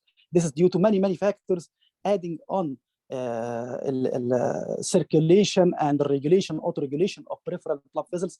The situation in acute kidney injury is somewhat more dynamic than that in the chronic kidney disease or end-stage renal disease patients on chronic hemodialysis. So clinical assessment is of much more importance in acute kidney injury and volume overload status in these situations. Thank you very much, Prof. Yasser, for raising the issue of lung ultrasound. Actually, we started to train our physicians and the attendee today in the Kernel Central Hospital on the lung ultrasound. We did the normal ultrasound live with them, and everyone could do it, and they could see the A lines. And do you think tracking of the B lines after either giving bolus diuretics or starting a diuretic therapy in a patient with heart failure, this can guide us of determining how much diuretic dose we can prescribe for the patient? Thank you, Professor Ahmed. I'm really happy for this, and this is my target really to start this issue and becoming a usual everyday practice for our young nephrologist colleagues. Thank you for your efforts in this state. Assessment of the volume overload depends mainly in acute kidney injury on dynamic measurements, and as I said, dynamic, and these are the dynamic measures. Some of the dynamic measures you mentioned to assess what's the status of your parameter, judge parameter, after changing the situation. Of course, change the situation with much more solutions, such as giving IV fluids. So if there is a change, or giving diuretics, if there is a change on the current situation, whatever is it the CVP, is it blood pressure, is it lung lines, after giving IV fluids or diuretics, this is what I target with dynamic measurements. The problem with the lung is somewhat delayed than clinical situation. Usually the clinical parameters are affected first with these maneuvers before the lung are affected. So you can detect change in clinical parameter earlier than a change in B lines in the lung by just ultrasound. And this usually you observe resolution or affection of blood pressure. CVP is usually precedes the improvement of orthopnea or some symptoms like this. Okay, we have some question from and the last question from Dr. Masoud. Fadal, Dr. Masoud. You can unmute. Thanks for you, dear Dr. Yasser. Hello. For your effort in Egyptian Society of Nephrology, CME. Thank you, Dr. Masoud. I am happy to see you here and welcome you every session. I love you so much and pray for you every time. Yes, you are usually attend with us. Thank you and welcome here in the Kernel course. What is the range of IVC diameter to assess volume overload? Second question. It is ideal to depend on IVC diameter in assessment of overload in hemodialysis patient or not? You can use IVC diameter in assessment of volume of one of the parameters in volume overload patient, and more also the diameter, the odd diameter. In addition to odd diameter, the collapsibility of the vein itself. The collapsibility of the vein. If the vein is distended as not collapsible with inspiration, this means that the patient is in a state of volume overload. And if it gives normal collapsibility with inspiration, this means that the patient is normal towards the hypovolemic side. This adds to the clinical parameters also. If the patient is hypotensive in a state of normal IVC diameter, this means that your patient is hypovolemic. If the patient is normotensive, no postural hypotension in a state of normal IVC diameter, this means that the patient is of good volume, and you can maintain the patient on this dry weight. If you decided to do the patient for this dry weight and usually observes that the dry weight is and the patient clinically stable over this with this over his sessions and over the coming period on this dry weight with no clinically changes, this means that it is this is the ideal dry weight of your patient. And yes, it can be used in chronic hemodialysis patient, but also you can, please don't ignore the clinical signs and symptoms of volume overload and volume depletion. Please, my professor. If IVC diameter is 3.5, what can I do and how can I gain dry weight in shorter time or longer time? As if dry weight is 75 kilogram and the IVC diameter 3.5, how can you mean increased IVC diameter? I don't mean that. I mean it's mean overload. How can gain the new dry weight? If his dry weight is 70 kilogram and the IVC diameter 3.5, it means he has overload. Yes. How can I achieve new dry weight best for him? Do you understand my question? You are talking about a chronic renal failure patient on dialysis, correct, Dr. Masoud? Yes. Yes. Or acute kidney injury, I think chronic. No, I told about dialysis patient. Yeah. I think chronic dialysis. I think Dr. Yasser is talking about a regular dialysis patient. Yes. He is already how to reach dry body weight, but he is noticing that he has signs of fluid overload and the overload of how to reach the proper dry weight. I think to calculate the amount of fluid needed to reach the proper dry weight is somewhat difficult. I am to ultrafiltrate for this patient, for example, 10 liters, and for this patient 8 liters, and we can observe, all of us can observe the clinical variation in between patients regarding with ultrafiltration of the same amount. So the best measure here is to go down with your patient fluid status till the patient reaches the proper mechanical measurements and the proper clinical assessment, and this can be considered the proper dry weight for this patient. Of course, if your proper mechanical and assessment, fat distribution, water distribution, and IVC diameter, and all parameters are going with normovolemia, and the patient is clinically well, no change, no postural hypotension, and the session is passing it smoothly, and I can consider this the proper dry weight for the patient. This Dr. Yasser, I have the case, have buffless upper eyelids and hypertensive crisis. His blood pressure 170 over 100. He take all medication for hypertension. I did IVC diameter for him. It was 2.2. I try to gain more dry weight, but he has complaint of cramp at home. What can I do for him? So I can answer this one, Prof. Yasser, بعد إذن حضرتك يعني.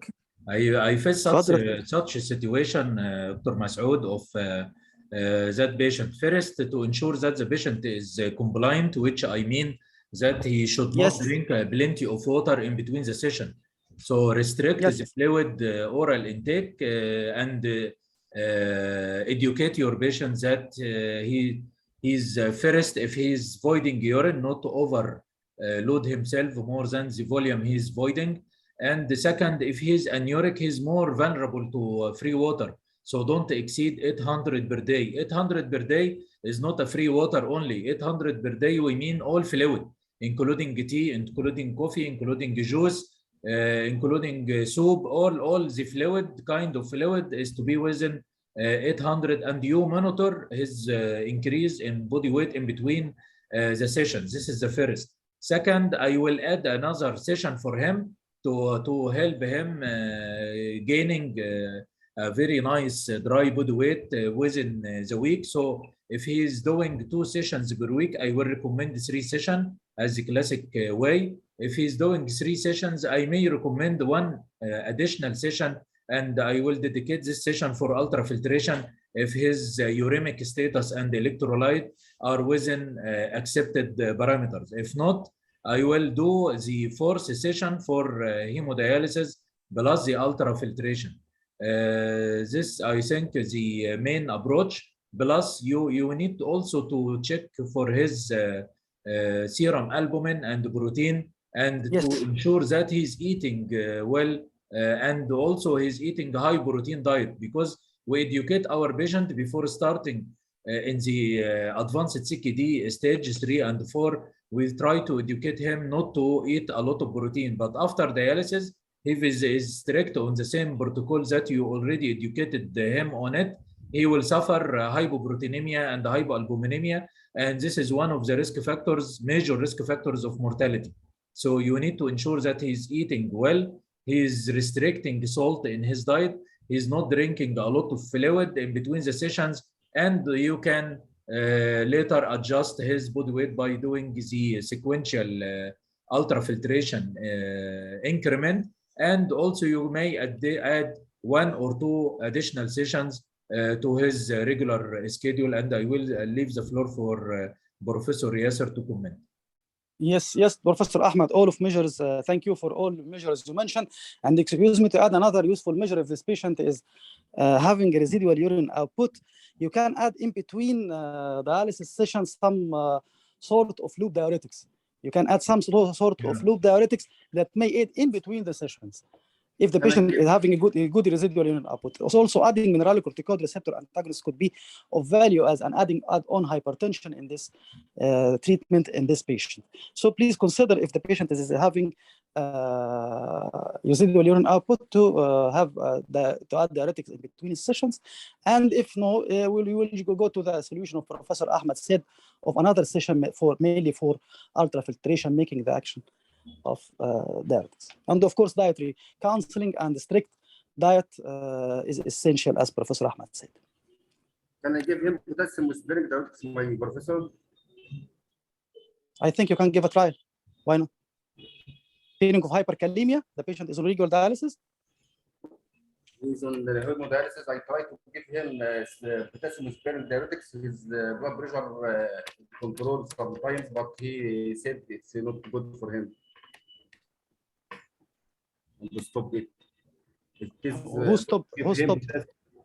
The patient. The patient having residual urine output can respond to diuretics. No problem from potassium sparing diuretic. لا يعني you are asking about spironolactone or aldosterone. Usually we try with furosemide, as Prof. Yasser already mentioned. I'm not. Yes, furosemide. He is asking about mineralocorticoid receptor antagonist in a small dose as a part of treatment of resistant hypertension. Thanks much, my professor. Okay, thank you very much, Prof. Yasser, for giving us this valuable time. I know you are so busy, and it is our honor that you joined us today. Very fruitful discussions and interesting approach to acute kidney injury patients. Thank you very much for joining us today. Thank you, Professor Ahmed, and hope you all of success for this course and for the coming courses. Thank you very much. And now we will go to next to lecture of Dr. Hamid. He will talk about the approach to renal patients.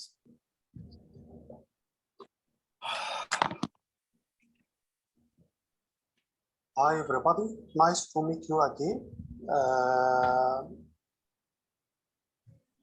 I am Dr. Hamid Azzat Al-Iraqi, nephrology consultant, Mansoura International Hospital. Our talk today is about approach to a renal patient or approach to a patient with renal disease. Let's start with our items today. It's about the evaluation of the patient with increased serum creatinine or increased renal function. It is important to establish the following: the acute or chronic nature of the renal function impairment, presence of superimposed reversible factors, and the cause of the renal dysfunction. So today we will comment on AKI, or the last the old name, acute renal failure. Also we will talk about CKD, or the old name chronic renal failure, or the acute on top of chronic kidney disease. Before we start about our talk, we must at first know the function of the kidney, so we can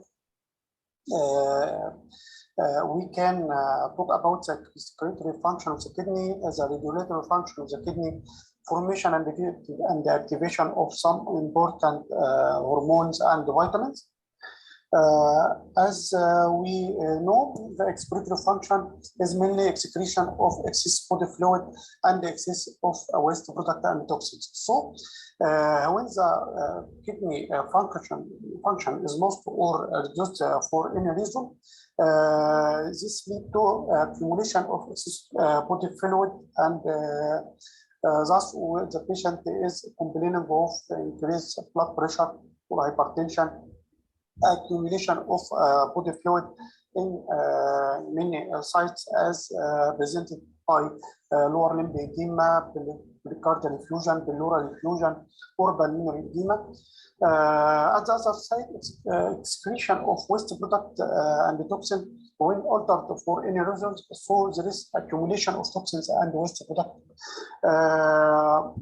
For example, accumulation of urea may lead to uremic manifestation.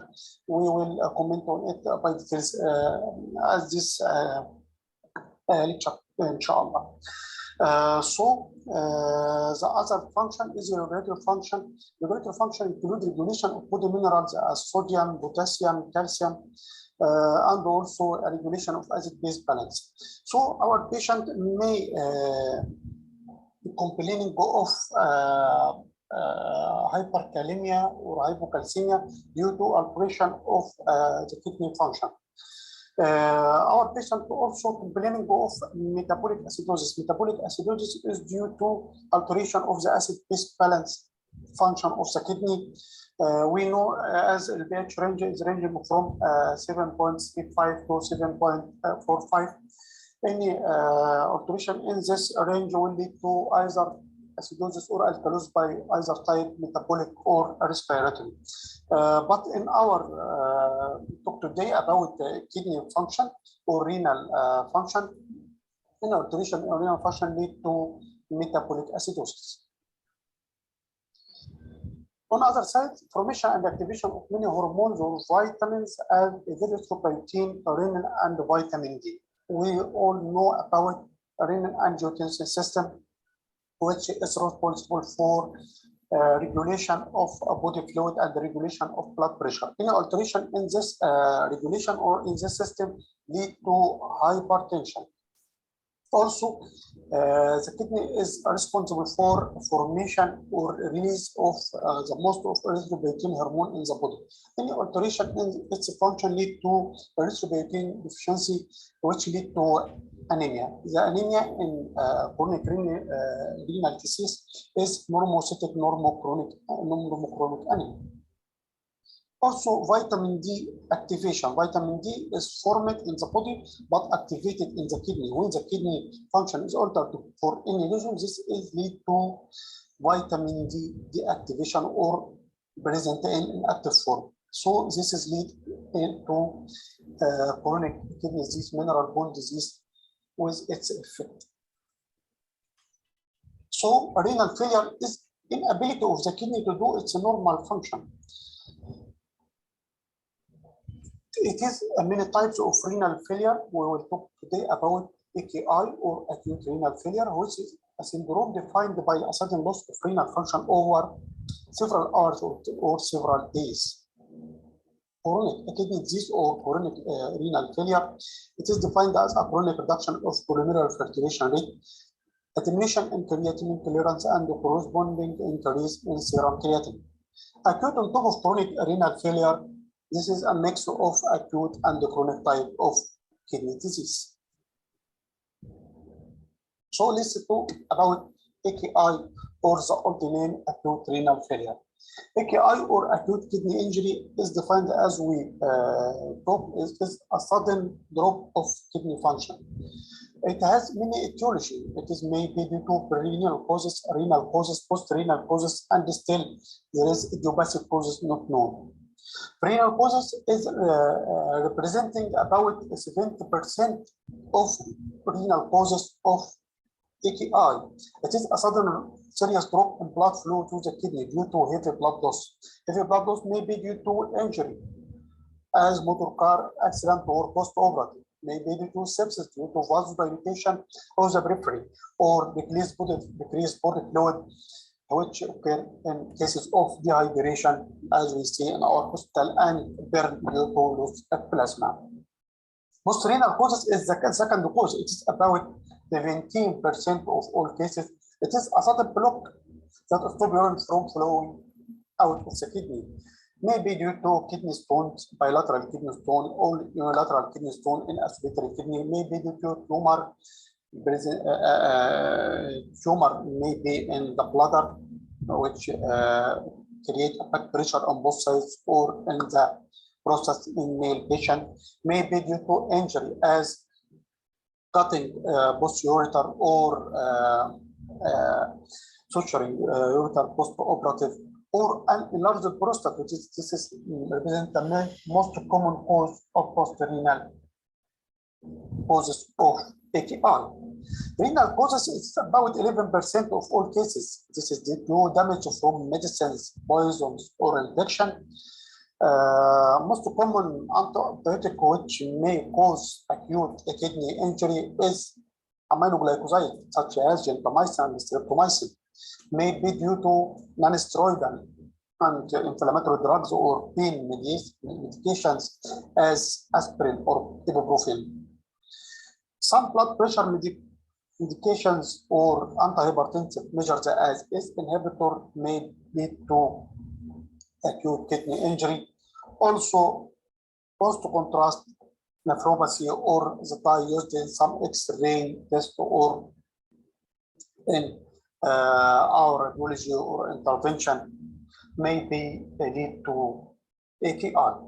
So the most common cause in AKI is pre-renal causes due to block of blood flow to the kidney, or post-renal causes due to block of urine output, or renal causes due to damage of the kidney by medications as antibiotics or pain medication.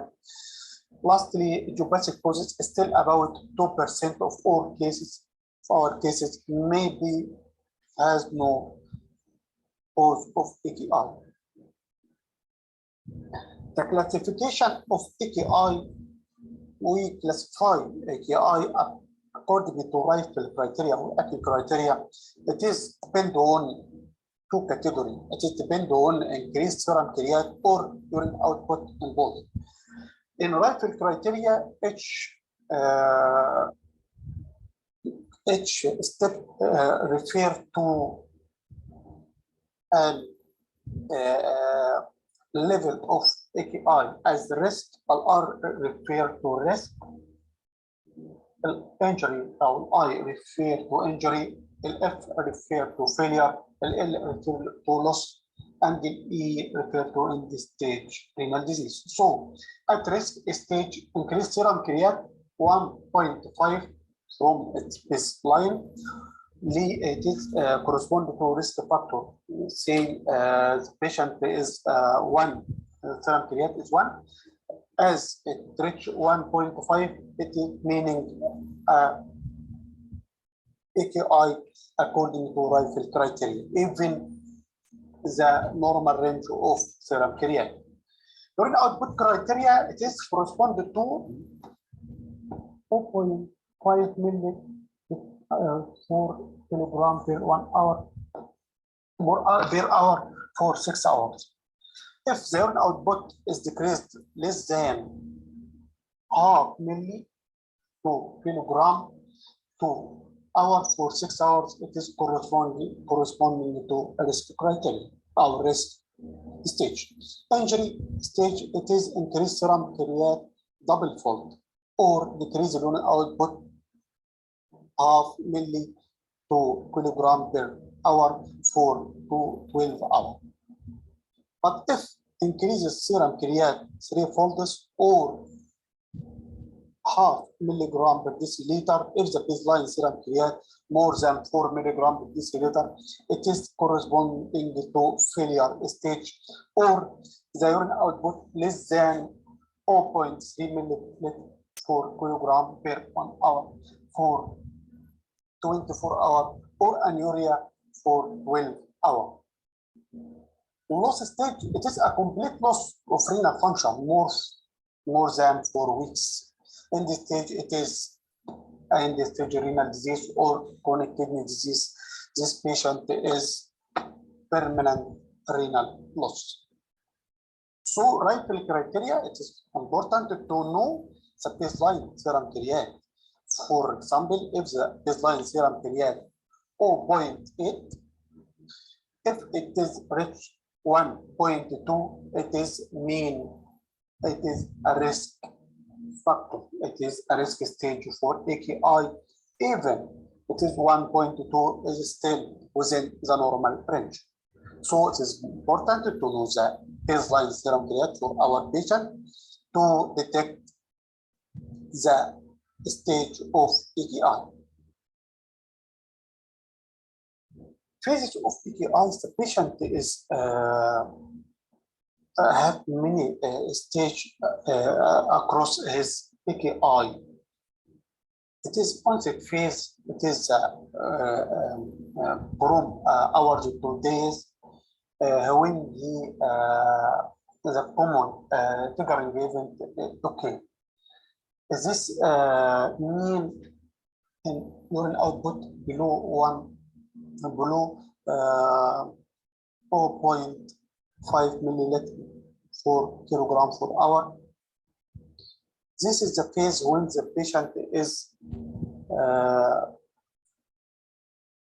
has the risk factor which lead to AKI. The second phase is oliguric phase. In this phase, the urine output is decreased. It is from 1 week to 2 weeks, depending on the nature of AKI, and the dialysis may be initiated. The last phase is the diuretic phase. In this phase, the kidney is beginning to return to its function. This phase has a polyuric state in which there is metabolic disturbance in many items as electrolyte disturbance. We notice in this phase a patient may have hypokalemia, hyponatremia. It is a dangerous phase. We must keep on mind to notice the electrolyte for this patient. This phase is from 1 to 2 weeks, as we mentioned. The recovery phase, it is the phase when the kidney return to its normal function and the creatinine return to its baseline. It may be reach several months or even up to 1 year.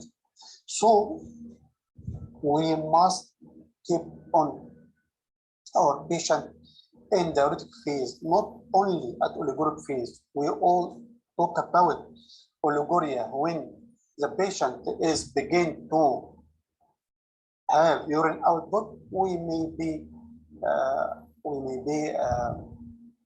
not keep on our eyes on our patient and lost our patient due to electrolyte imbalance, not due to renal event.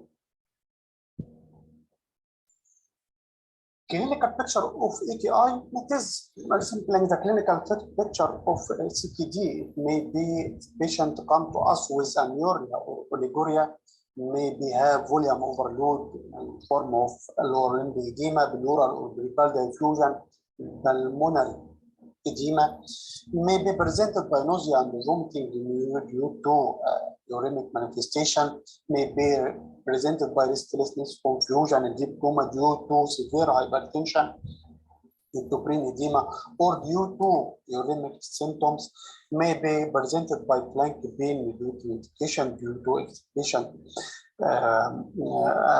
renal stones, or other causes, may be presented only by the symptoms of the etiology, no symptoms or sign due to or related to renal function, may be present by asymptomatic manifestation. Patient is admitted in our hospital. By routine examination, we notice increased serum creatinine at our ICU or internal medicine department or spot department, either any department in the hospital. By routine or daily investigation, we notice increased renal function or serum creatinine without any manifestation or clinical picture for renal disease. So the diagnosis of AKI is dependent on the history of medication or history of other illness, history of burn, history of accident, history of surgery, history of die. So the history is the main item for diagnosis of AKI. Ultrasound may help us to determine the state of both kidney. We may see back pressure on one kidney or on both kidneys. This means obstruction, both renal AKI. May see polycystic kidney disease, may see decrease in the echogenicity of both kidney, which mean chronic element. Also, it is help us to differentiate between anuria and retention. Comment on bladder state, either the bladder or the bladder is empty or full. Also, we comment on idiopathic causes or asymptomatic causes accidentally discovered during hospital stay. So the diagnosis of AKI is dependent mainly on history, the ultrasound or radiology, the radiological finding, the laboratory finding may help us to determine the cause of AKI. The treatment is the last item in our talk about AKI. Treatment is mainly treatment of the cause. The main line of treatment include fluid to restore blood volume if there is a perineal cause due to bleeding, either post-operative or accidentally. We may need to give the patient RBCs. Or if the perineal causes due to burn, we may need to give plasma for the patient. If due to sepsis, we may need to give the patient the fluid and drugs to raise the blood pressure. To stop any medication that may harm the kidney, either as an inhibitor, either as non-steroidal, as dye, we commented before about this. Bypass or remove any urinary tract obstruction as stones, tumor, or ureteric ligation accidentally during the operation. This is the treatment of the cause, and this is the main treatment of AKI. During this, if any complication occur as sepsis, we may need to give the patient antibiotic. We may give the patient the volume expander to restore hypotension and decrease the blood flow to the kidney. We may need to restore electrolyte balance, either hyper or hypokalemia, hyper or hyponatremia, which may occur during these cases. Diet has a limit role in AKI, but may include sodium restriction if there is hypertension or volume overload. May need to potassium restriction in cases of hyperkalemia, phosphorus restriction, which is rare but may need in cases of hyperphosphatemia. Patient may need dialysis in some cases to prevent complication due to loss of the kidney function on other systems as uremia, acidosis, and volume overload. We depend on dialysis in these cases, not depend on serum create, but depend on clinical manifestation, level of metabolic acidosis, electrolyte imbalance, and we will mention this after a few slides. Let's go to speak about chronic kidney disease or chronic renal failure. Chronic kidney disease has many definitions. It is a general term for heterogeneous disorders affecting the structure and the function of the kidney. It is important to know that disorders of the structure or disorders of the function of the kidney mean chronic kidney disease. It is a complex syndrome consisting of anemia, neuropathy, osteodystrophy, and acidosis, accompanied by hypertension, susceptibility to infection, and generalized deterioration in organ function. This is the old terminology. But the common is the definition of the kidney failure defined as GFR is less than 15 milli per minute per 1.73 cubic millimeter, or the need of treatment with dialysis or transplantation. So chronic kidney disease is a terminal disease, not treatable. It is reduction in the kidney function which need to treatment with dialysis, even hemodialysis or peritoneal dialysis, or may need to transplantation. The etiology is variable in many regions. There is many studies to detect the etiology of chronic kidney disease. And worldwide, the diabetes mellitus is the main factor for chronic kidney disease. It is about 45 to 55 to 50% of cases. The second item is hypertension, which represents about 30% of cases. Other causes may be presented as adult polycystic kidney disease, obstructive neuropathy, interstitial nephritis, amyloidosis, lupus nephritis, glomerulonephritis, and still there is unknown causes of chronic kidney disease not known for the patient or the medical team. So diabetes mellitus, hypertension is the main items for chronic kidney disease. So it is mandatory to control blood pressure and to control diabetes for this patient to control deterioration of chronic kidney disease.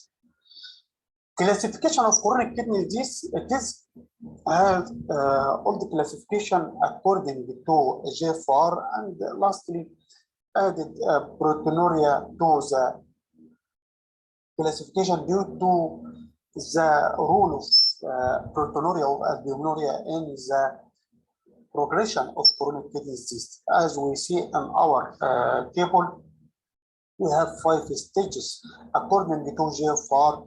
More than 90, it is grade 1. From 50 to 90, it is grade 2. From 30 to 60, it is grade 3. From 15 to 30, it is grade 4. Less than 15, it is grade 5.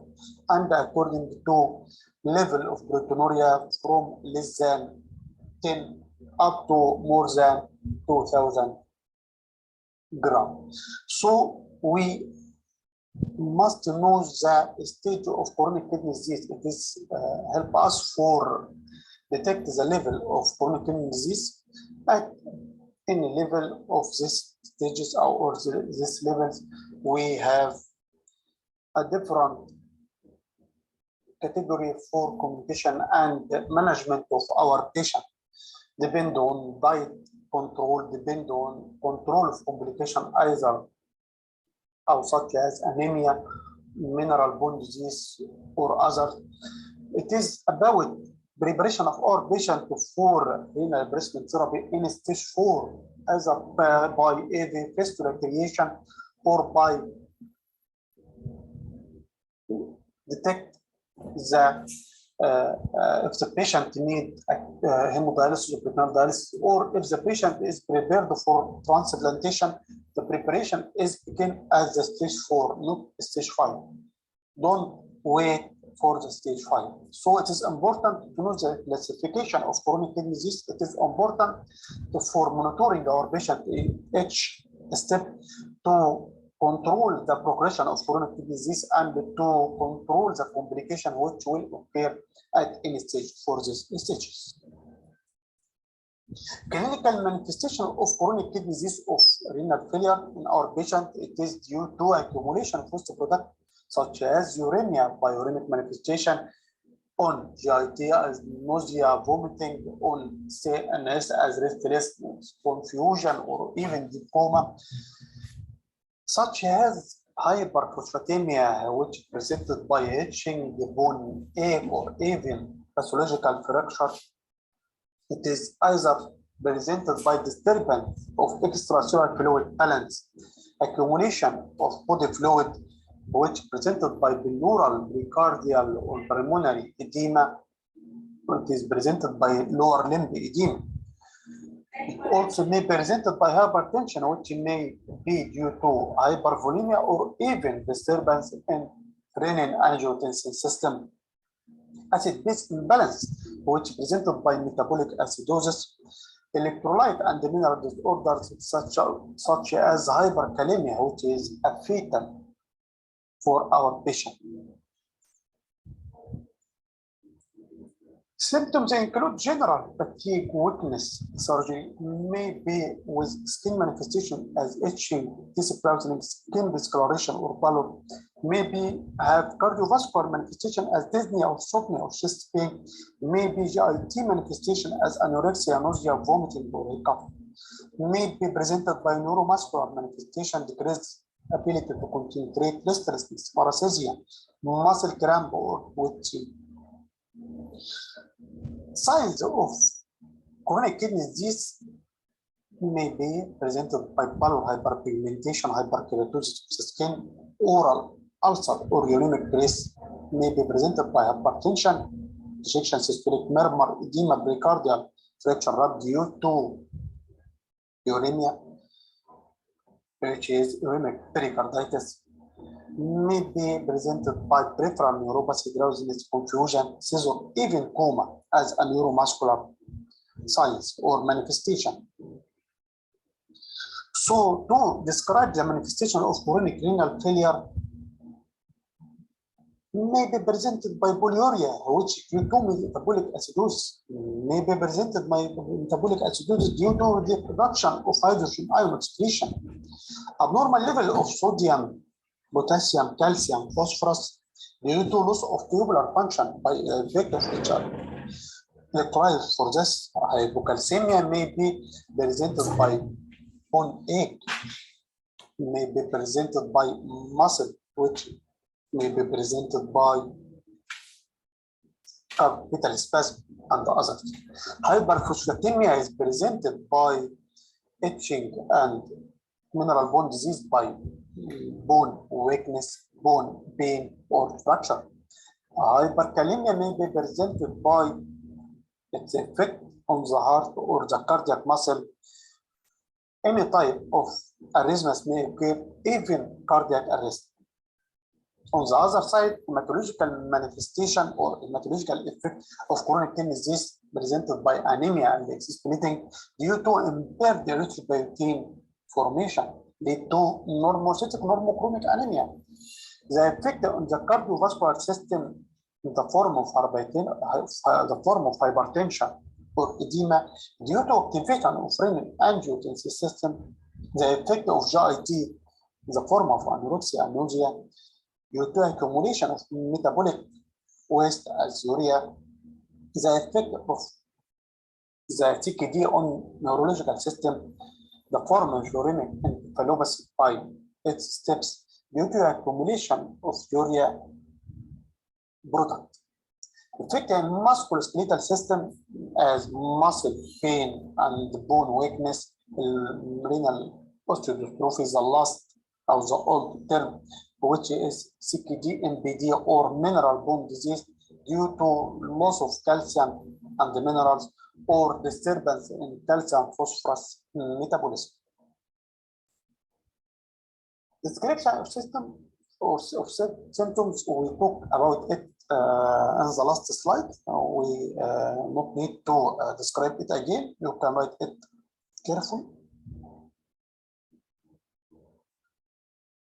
So the laboratory finding, we need radiological and the laboratory test for our patient to diagnose the nature, the cause, and the stage of our patient.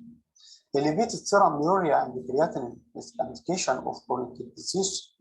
Metabolic acidosis, anemia, which is normochromic anemia, proteinuria, in most cases, granular cost in urine analysis. This is some of laboratory finding in our patient on the form of renal function test, CPC, electrolyte as calcium, phosphorus, and albumin. We need to detect either this hypoalbuminemia or normal albumin level for the cause of or presence of proteinuria and for correction of serum calcium. Cast, urinary cast by each type is a trigger factor or to detect the nature of the disease.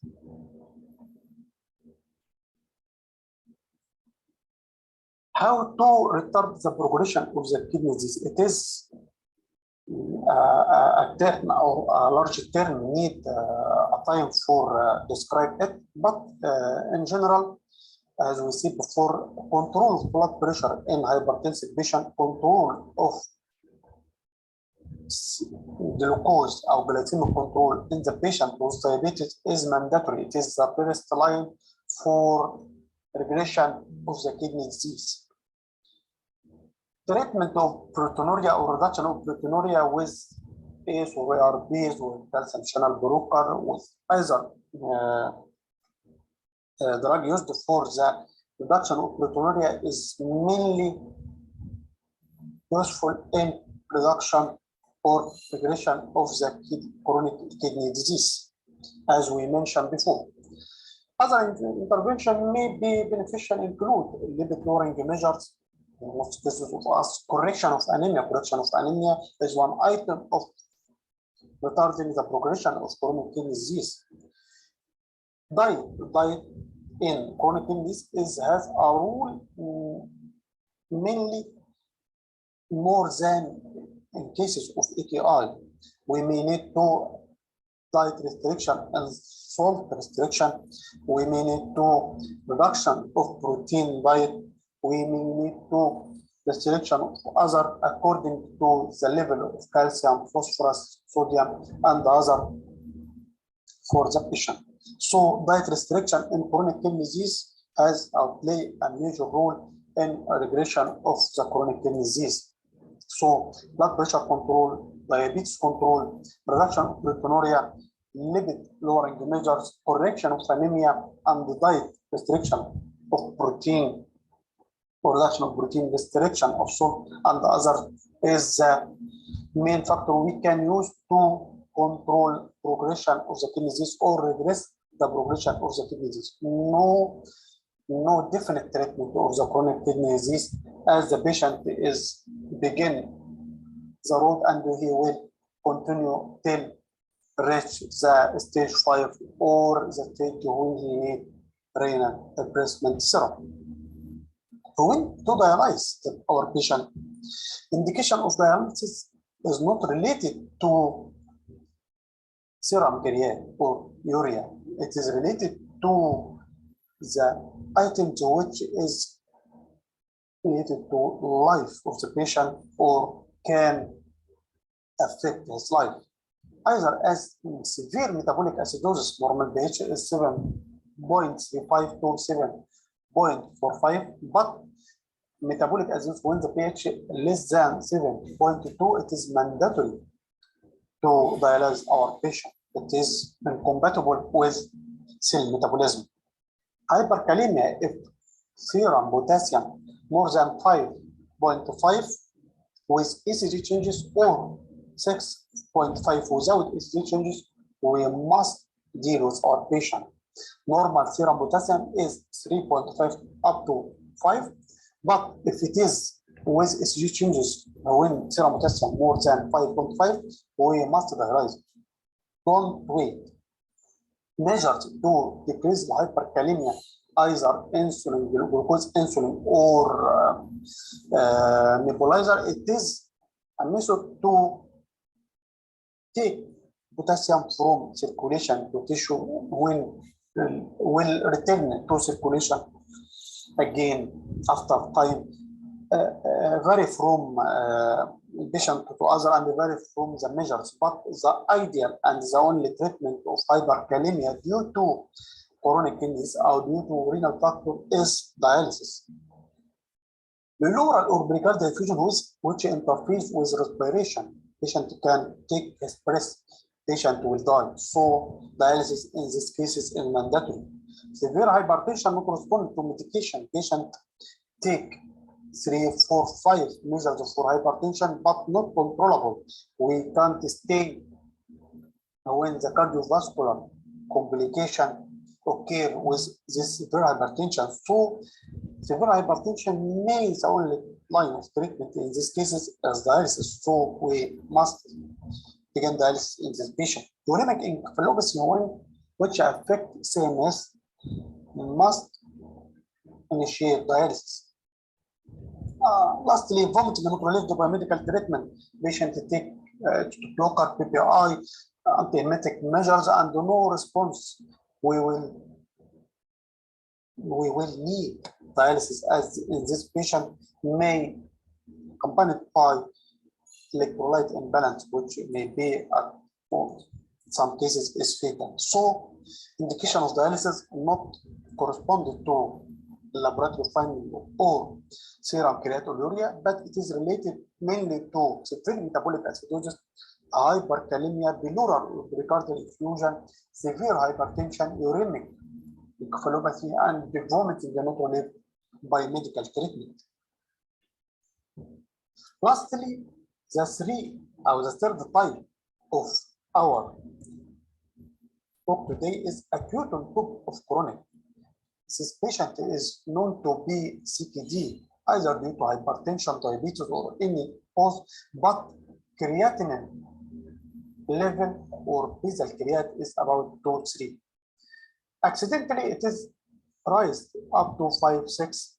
This means we have two types. We have a chronic kidney disease due to either diabetes or hypertension or other factors, and we have acute kidney injury due to acute stage, maybe due to drug used as non-steroidal or if inhibitor, maybe due to dye, maybe due to infection, maybe due to loss of fluid as gastroenteritis.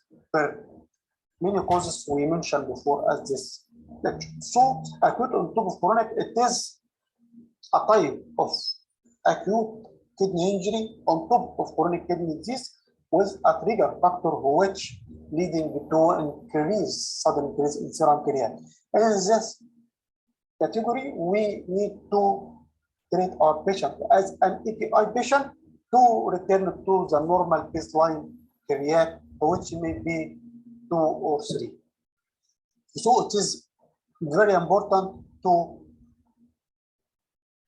keep our patient under our eyes and to monthly evaluation for our patient to detect any acute event occur to treat it. If the patient is CKD or AKI more than end stage renal disease or stage 5 in both AKI or CKD, it is need to renal replacement therapy. Renal replacement therapy is 3 items, no 4, not 4.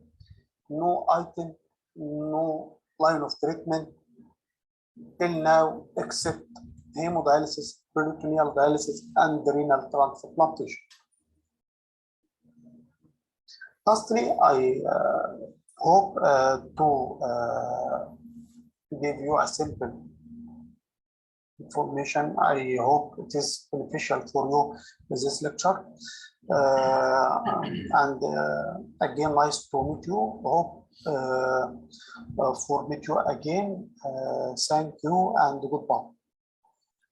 Thank you very much, Dr. Hamid. And I think you covered most of the issues related to the kidney injury and chronic kidney disease. And we are ready now to receive any question from the floor. We have, I need to mention that we have with us nurses as well is attending our course, and also medical students for the first time. So please don't feel tired from hearing basic informations, because we are trying to combine the advanced and the basic, so we can cover all the different approaches for our audience. So I am happy that if anyone having question, and we have Dr. Hamid with us. Please, Dr. Hamid, unmute yourself. And I will start the questions by the combining most of our lectures together. So we heard Prof. Khaled talking about peritoneal dialysis, Prof. Yasser talking about the approach for heart failure patient suffering from acute kidney injury, and now we hear Dr. Hamid illustrating the different clinical picture of the acute, chronic, on top of chronic. So Dr. Hamid, we will start the question by Dr. Aya Hassan. Please unmute yourself, Dr. Aya. السلام عليكم. السلام ورحمة الله وبركاته. وعليكم السلام ورحمة الله وبركاته. Dr. Ahmed. I want to ask about use of oral sodium bicarbonate in dialysis patients. Which patient to take and what it is aim? And whether it has contraindication. At first, thank you, Professor Ahmed, for invitation to this valuable course. We discussed in our lecture about the stages of CKD. We have 5 stages. At stage 3, the complication of CKD begin to start as anemia, as mineral bone disease, also as metabolic acidosis. Sodium bicarb used for management or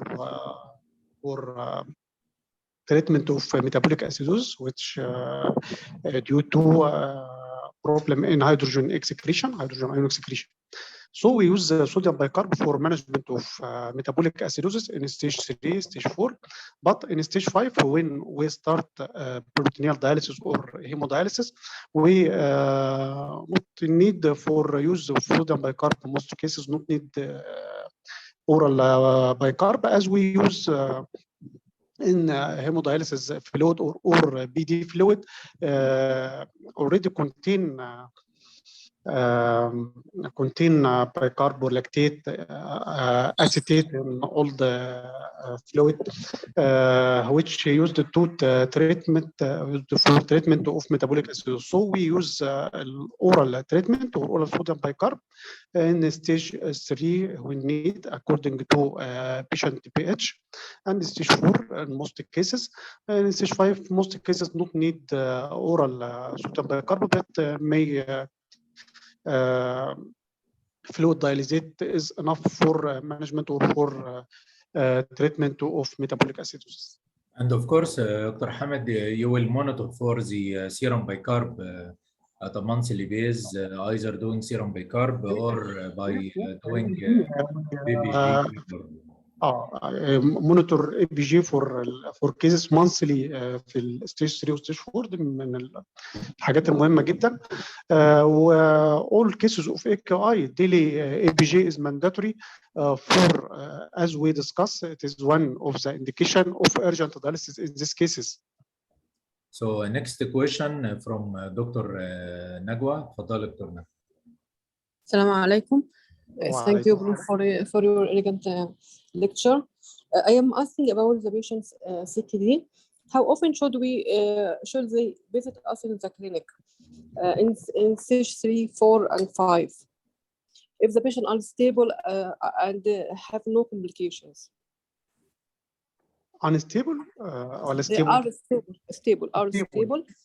And they are coming for their visit to the clinic. How often should we let them to come to the clinic? As we say, anemia, mineral bone disease, and other complication of chronic kidney disease begin to start mainly at stage 3. Stage 3 serum creatinine is still below 2, يعني 1.5, 1.6, not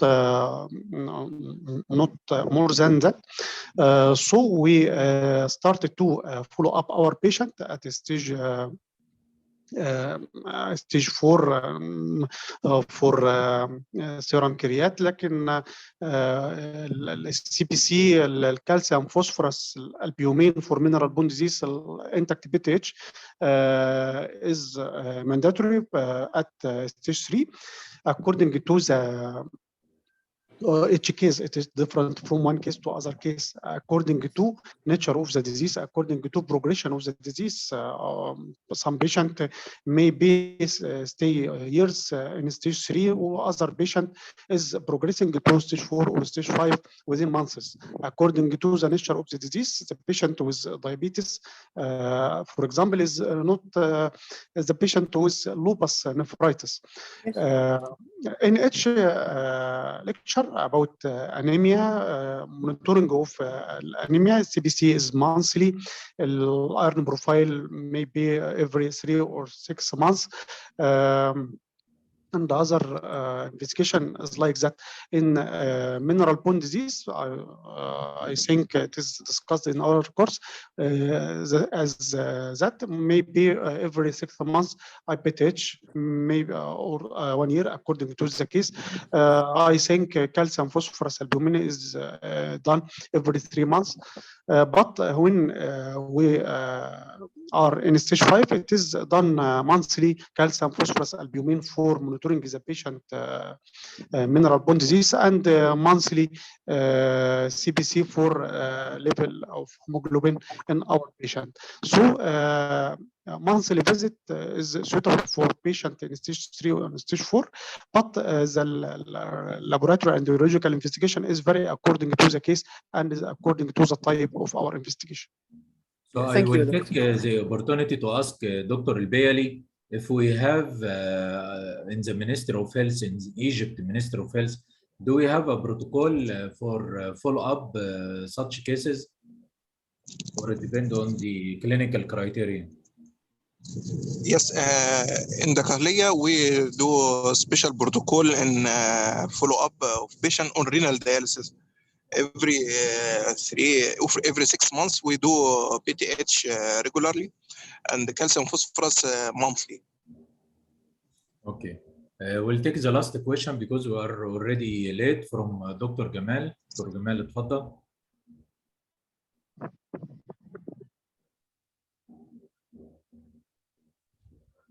You can unmute yourself, Dr. Gamal.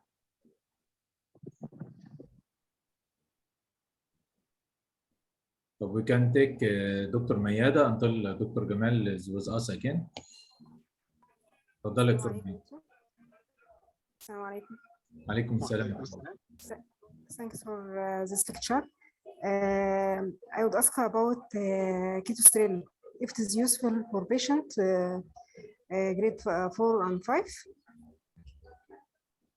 In grade 5, I think no rule.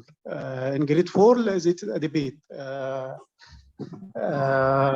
Some professor is with and some professor is against. I think if we are with ketostrel, it is must be used in a right dose, which is a large dose. استخدامنا للكيتوستريل اللي هو حبايه مرتين وحبايه في اليوم 3 مرات والكلام ده not right. I am against ketostrel because it is just a supplement. and very expensive. يس، يبقى احنا كده متفقين يا دكتور احمد، يبقى هو كده ملوش رول في ستيج 5 وفي ستيج 4 عليه كلام، في ناس معاه وفي ناس ضده. انا شخصيا مش مع الكيتوستريل تماما يعني. لكن ستيل في بعض الاطباء بيكتبوه كفود سبلمنت، بس محتاج يتاخد عشان نقول ان هو ممكن يجيب ريسبونس، محتاج يتاخد بلارج دوزز، وده غالبا ما بيحصلش فور فاينانشال كوست يعني. ف in my opinion I am against ketosterol, but it is other opinion with ketosterol. Thanks, Doctor. اتفضل دكتور جمال. Assalamu alaikum. Thank you, Dr. Ahmed, about this nice presentation. And just I will ask about the best time for a refer patient of hyperparathyroidism to the surgical side or surgical doctor.